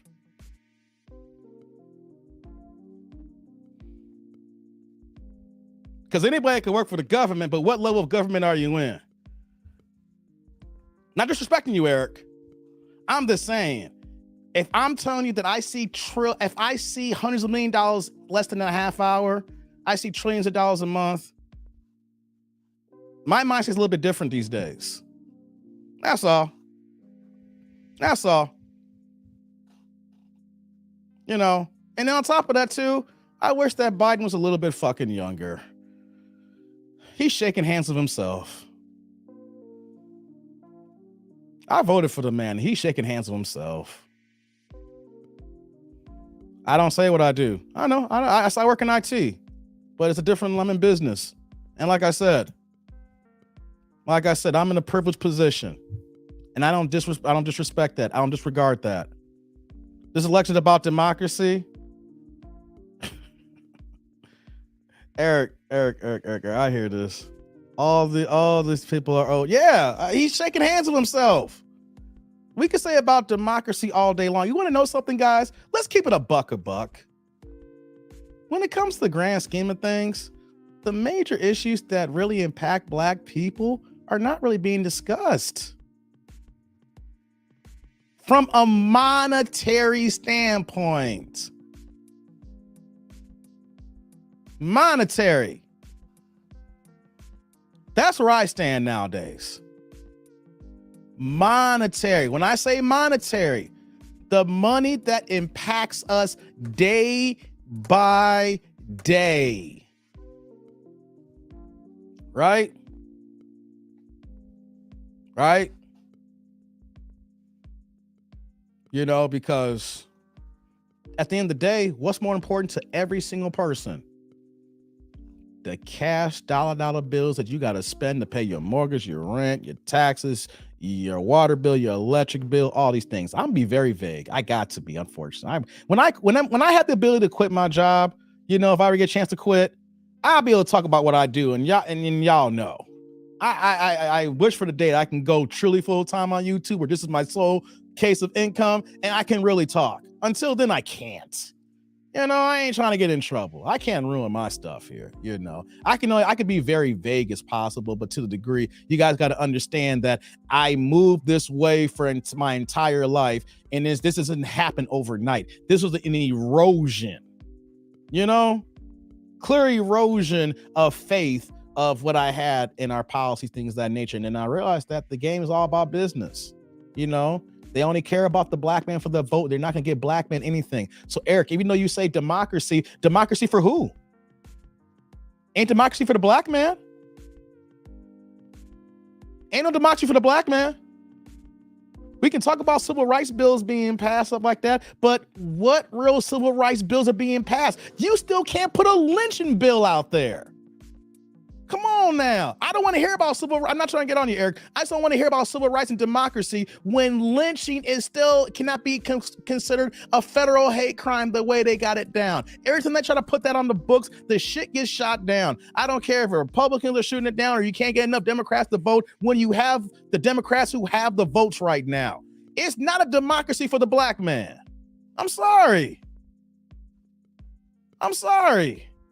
There's not democracy for the black man. But you want to know something though? There's no policy for the black man, for the regular black man. But when you have I'm not trying to say I'm rich, but when the money kicks in and you make a few extra dollars, then they'll look at you and listen to you and you see how those policies put in place. But overall here, they're not. Let me calm down. Because the vote's coming, Eric. The election's coming. You want to know something, Eric? Has anybody come and talked to the black person about the policies, about the issues? No. What hinders the black male community? Not the black community, because when we talk the black community, we have issues that apply to our women and to our daughters. And I have a daughter, and I'm happy that there are things in place for her. But I still gotta live another 30 years I'm hoping for. I still gotta live this earth and I still gotta provide and protect her. Honey, it's like elections is a business. I've seen so many decent, qualified people who try to run for office positions, but it boils down to how much money is thrown at those candidates. Facts. I gotta take off. Good night, tribe. Good night, honey. So, Eric, I'm talking from the standpoint of the fact that I am a black man who is not broke. I'm not rich, but I'm able to take care of my family. And I'm telling you that the policies that are in place do not benefit black men. And if I'm a black man, I got to vote on the issues. It's not about democracy when I don't see anything in place that benefits me. I got to get out of here in a second, too. It's been 3 hours. But this turned to a political conversation at the end. I know we're talking about that. I'm going to be back tomorrow with some more stuff here, but I understand how the show goes. It's kind of a hybrid and we kind of move along like that, but we're getting close to this election season here and we just can't go in and say vote blue. Eric, I'm sorry. I can't do that no more. I can't. I spent too much money and I've gave myself too many headaches and I'm tired of fucking complaining. Oh yeah, I know about climate change. I ain't denying climate change every year. I talk about climate change all the goddamn time. I talk about climate change all the time. Look at Chicago here. We was 9 degrees 3 days ago. It's fucking 40 degrees tonight. What kind of shit is that? 90 to 40. I know climate change is huge. Yeah. That's huge. But yeah, I know something too, though. I still gotta live tomorrow. 2023 is still coming up. I still got bills to pay. I know that. One group votes against climate change. Yeah, I know. They do. Those fuckers don't like it either. I know that. I don't live in GAE. I live in Chicago. The Chicagoland suburbs. So how you think I feel, Eric? Eric, I live in the Chicagoland suburbs. Chicago's 30 minutes away from me. When I go to the office, I work in downtown Chicago. Every time I go to work, I get an email about some goddamn riots. Not riots, but protests. On my block, it's always on my streets. Always some goddamn protests. I didn't go in the office because I had to take some days off for family reasons. When I saw about there was a protest, I'm like, fuck it. I can't. I'm tired of the. I'm not mad at anybody's protest. It's got to happen on my goddamn job of the block that impacts me. That's an inconvenience for me. I get it. But you want to know something? These protests ain't doing nothing in Chicago. If y'all know the political landscape in Chicago, these protests ain't doing shit. It's all about action. Marching down the street does nothing in 2022, unfortunately. In the 60s, yes. In 2022, no. Man, I'm frustrated right now, guys. I'm sorry. Shout out to viewers here for the $1.99, $2, man. Love the channel, bro. Yeah. Salud. Thank you, man. I appreciate the $2, man. If that's your first time contributing, I hope you like. I appreciate you. Thank you. Thank you. Eric's like, we as black people should get on the money that's going to be spent on these things. You're right. The problem though is that we're not a community. See, here's the problem that we have here, Eric. I'll put this on the screen for you. Thank you, viewers. Is it Vulius? Oh, Vulius? I'm sorry I mispronounced your name. But I put you on the screen though, so you know who you are. What up, Mike? How you doing, man? You came at the 3-hour mark and I'm about to get out of here. You're right. Eric, this is a good point. Before I go, this is a good point. Here's the problem though. We are not tied together as a black community to pull our resources together to make this work right. This is why the manosphere exists, why we got to try to do some assemblies, because we have women on one side and we have black men on the other side. And that divide actually goes into politics because all the policies and all the laws in place benefit women and not the men. So how do we pull our resources together when the politics already divide us? We're divided in dating, we're divided in business, and we're divided in politics. And we allow these politicians just to walk into our neighborhoods and say, vote for us because we're blue and we like hot sauce on our chicken. And then we're going to have Cardi B, and Meg Thee Stallion on the show so that we know you like rap music and we know you like the thoughtness, so we're going to have them to talk to you. You said it right. Thank you. All right. That's my issue. They need to stop pandering to us. Stop bringing rappers on the polls. I don't want to see no goddamn Cardi B. She was in the goddamn strip club about 6-7 years ago. I don't need to hear from a former stripper because she's a millionaire and she's a big time entertainer. No, I don't care how much she's educated herself in the game right now. I don't need to hear a former fucking stripper tell me about fucking policies. I don't want them parading rappers and people who can't fucking talk right. Talk proper. That's not how they do it around here. They talk issues. But I'm in the 3rd biggest market in the United States. Eric, I'm in the 3rd biggest market in the United States. The issues that plague Chicago and the Chicagoland suburbs, we see this as a microcosm. It's a microcosm, but we see it as a whole as far as the United States. We see everything. We have countryside. We have suburbs. We have red suburbs. The city is blue. Southern Illinois is racist red. Illinois is intuitive of the entire landscape of the United States. Eric's like, Cardi B's being used. Yeah, they all are. But Eric, let me ask you this question here. They're being used, but who's falling for it, Eric? Is our people falling for it? Hillary Clinton was on the Breakfast Club and had some hot sauce in her bag. Come on. They look at us as jokes. Politics look at us and black men as jokes. Black people in general. They parade anybody out there. They expect us to vote because Cardi B got that hot song. Megan Thee Stallion got that hot song. Rappers who don't even know no better. Rappers who probably don't even pay their goddamn taxes. The same rappers that Trump pardoned, like Kodak Black and shit like that, man. Come on. That's my issue. We're being pandered to. I used to be stationed in Belleville, Illinois. Okay. You was in Belleville, Jay? Oh, man. Eric's like, I don't pay attention to her. You don't, Eric, but how many people do is the question I'm saying. And what is going on is they bring all these entertainers out there at the last second and expect us to vote for them because they brought our favorite entertainer out there.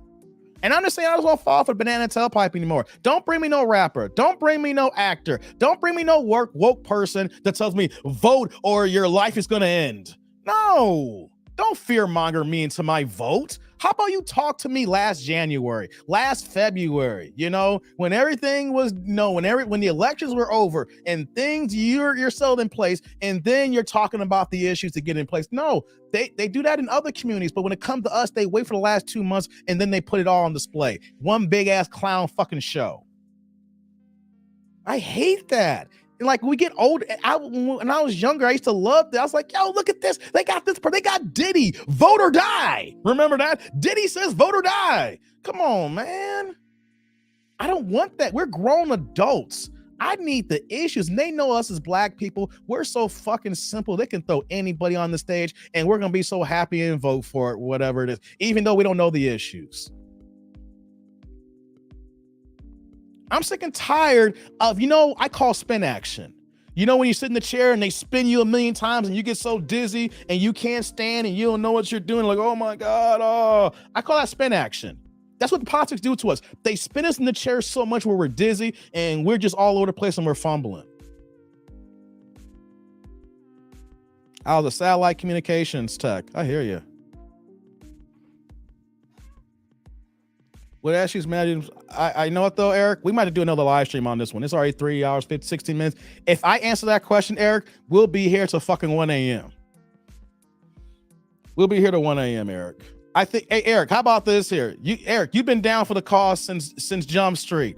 Bookmark this question, hold me to the fire, and we can discuss this another day. Does that work for you? Because you've been a good soldier. You come in the comment section. You comment, I respond back to you. You know what I'm saying? Don't talk LGBT. Hey, no. Ain't no alphabet community here for me. Hey, love who you love, do you and do. But you know what though? No. We don't do the alphabet community here, Eric. Like that. Eric, here's what we'll do here. I appreciate your candor. Right? I appreciate your candor. Bookmark this question, and then if you're on a live and we have politics talk again and we ain't been on for 3 hours, or I'm not doing a marathon stream where I'm saying like if I don't plan stuff, if I'm doing a marathon stream for 6 hours, whatever like that. But here's what we'll do, Eric, because you cool peoples, right? There's no arguments here. You just know I'm just a little bit upset at the politics game and how they move, right? Just hold this thought, hold that discussion. We'll do a call-in show. I have the link up if anybody want to discuss it and everything like that, especially you want to cam up and we can have that talk. You know what I mean?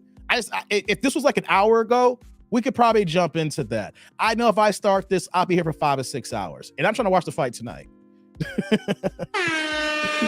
If you don't mind, Eric, you're a good soldier. I don't mind having this conversation again. I love having good dialogue on that. Yes, money is a huge thing. Finances is big for me. Local government is huge for me over national politics. I will say that the most. My local, the state legislative is bigger to me than anything else. Shakur Stevenson's fighting tonight. He's on. It might be on now. What time is it? Well, it started, but the main event's not on yet. I got the DVR on, so I can skip the commercials. But Shakur Stevenson's fighting tonight. He missed weight, so after this fight, he's going to 135, which makes things very interesting because when he comes to 135, you have him there. Lomachenko's already there. You got Tank Davis already there. Devin Haney's already there, who got his rematch with Kambosos on the same day as we're going to see Deontay Wilder fighting the 15th here. It's going to be on ESPN, yes. So it makes it interesting. So I gotta watch the fight tonight. So I appreciate the candor though, Eric. I appreciate the back and forth. You cool peoples, man. You're good. Experience show, Dave. Thanks, man. Yeah. What's up, Keith? Preach, brother Dave. Thank you. Yeah. I need to get out of here, guys. I didn't know I was gonna go this long here. I literally was talking about the Nia Long and Ime Udoka fumbling the bag. Tank goes to trial in December. Yeah, that plea deal got thrown out. We'll see what happens with that, man. We'll see what happens. I don't know where the case is at, but it all depends on whatever state that is, depending on how bad the situation may be. It doesn't look good, you know. I mean, he's not going to serve. If the worst case situation, if he does serve time, it'll only be like a few months, I would see. But I hope it don't get to that point, you know. But we'll see what happens. But I'm gonna be back tomorrow, guys. I got live streams planned for Saturday, Sunday, and Monday, maybe Tuesday. I might have to move some of these subjects around because something I want to talk about. I'm gonna tease you guys right now on a couple of subjects here before I go. I have a live stream. I want to discuss DJ Academics and LL Cool J. That's gonna be one of the live streams in the next few days. I have it planned out maybe for tomorrow. I might move it because I have some other things I want to talk about. But I'm gonna talk about Academics and LL Cool J. I want to tease that because Academics talked about older rappers being dusty. LL Cool J responded, you know, and then he responded back. And I thought it was a good conversation because it actually, just to tease you a little bit, it actually goes deeper than hip hop. It's all about what we're kind of talking about here in politics, Eric. It's about development. It's about teaching. It's about the older people teaching the younger people. And when that doesn't happen, we have a divide in our community. Not just within the Black community, but also in music and hip hop. And I want to discuss that with Academics and LL Cool J because he brings some things to the forefront, how the older heads, the older generation of people don't pay it back, do not give the tools, the teaching to the younger generation. So we have the young cats here who don't respect the OGs because the OGs don't want to lose their grip because the young cats are coming. And instead of integrating the younger crowd who's going to come up and take over, we alienate it. So then we're seeing the divide also in that aspect. So I want to talk about that as well, because people took didn't like academic side, but then you have to hear the details. People heard LL Cool J's side, then Russell Simmons jumped in on it, you know, and it does kind of go hand in, even though it's hip hop, it's music, it is a part of the manosphere, because what is hip hop basically derivative of? Black male rappers. Of course, hip hop is worldwide, but who dominates the genre? Black men. And what we're seeing here is the culture at B who doesn't pay it forward to the past and to the new people. So when that happens, the young folks don't respect the old heads anymore. Who the fuck are you? You didn't give me the game when the game came in. So now that I'm here, fuck you. That's a little tease about that. I want to talk about that. And I got some other content too I want to do. So yeah, I want to tease that, but I'm gonna get out of here, guys. I'm gonna watch this fight. It was a great Friday night, man. Had a good discussion with Jay, good conversation with Rod and everything. What's going on, Culture? How you doing? He has a female judge, Eric? Oh, shit. Thanks for telling me that. Damn. Ugh. Oh, boy. Let's get out of here, guys. I'll be back on Saturday. Hope y'all enjoyed yourself. I appreciate the supers. I appreciate the cash apps and everything. Before I go, we'll make sure no more cash apps came in. Okay, we're good on the cash apps. No more supers. I announced them all. So, what time tomorrow? I am tentatively planning for 5 p.m. Eastern. I know I already got something out there for like 7, but I'm thinking I'm gonna move it earlier. I want my Saturday night, guys. I need my night back. I've been live streaming every day except for except for Wednesday. I've been live streaming every day. So I think I'm gonna do a little bit earlier so I can have my Saturday night back. But there's a stream out there already planned out, but I might change the subject. So be on the lookout. We'll be back tomorrow. I think we might do some ratchetness tomorrow. I don't know. But let's get out of here, guys. Yeah, hey, what's going on, Eric? Eric Martin here. Okay, I see. There's Eric. Hey, there's Eric Martin. I got 2 Erics here. Hey, Eric Martin. Yeah, have a great night, man. So I'm out of here, guys. Thank you for the live stream. Thanks for the supers. Thanks for the cash apps. Thanks for the chats. Thanks for the likes. Thanks for contributing. Thanks for hearing me banter. Thanks for me, I'm hearing me talk like I'm crazy, or if I sound logical. Either way, thank you. And get out of here. Y'all be good. Y'all be safe. Do the right thing. Do not do an Ime Udoka and fumble your bag. If I should end the show like that, everybody needs to be held responsible for your actions, whether you're a grown adult or not. Don't fumble the bag over a woman, fellas. I don't care how bad that woman is. I don't care how beautiful she is. I don't care how much sweet nothing she speaks into your ear. Don't let another woman, even if she don't do nothing wrong, don't let her influence move you away from your purpose and your goal in life.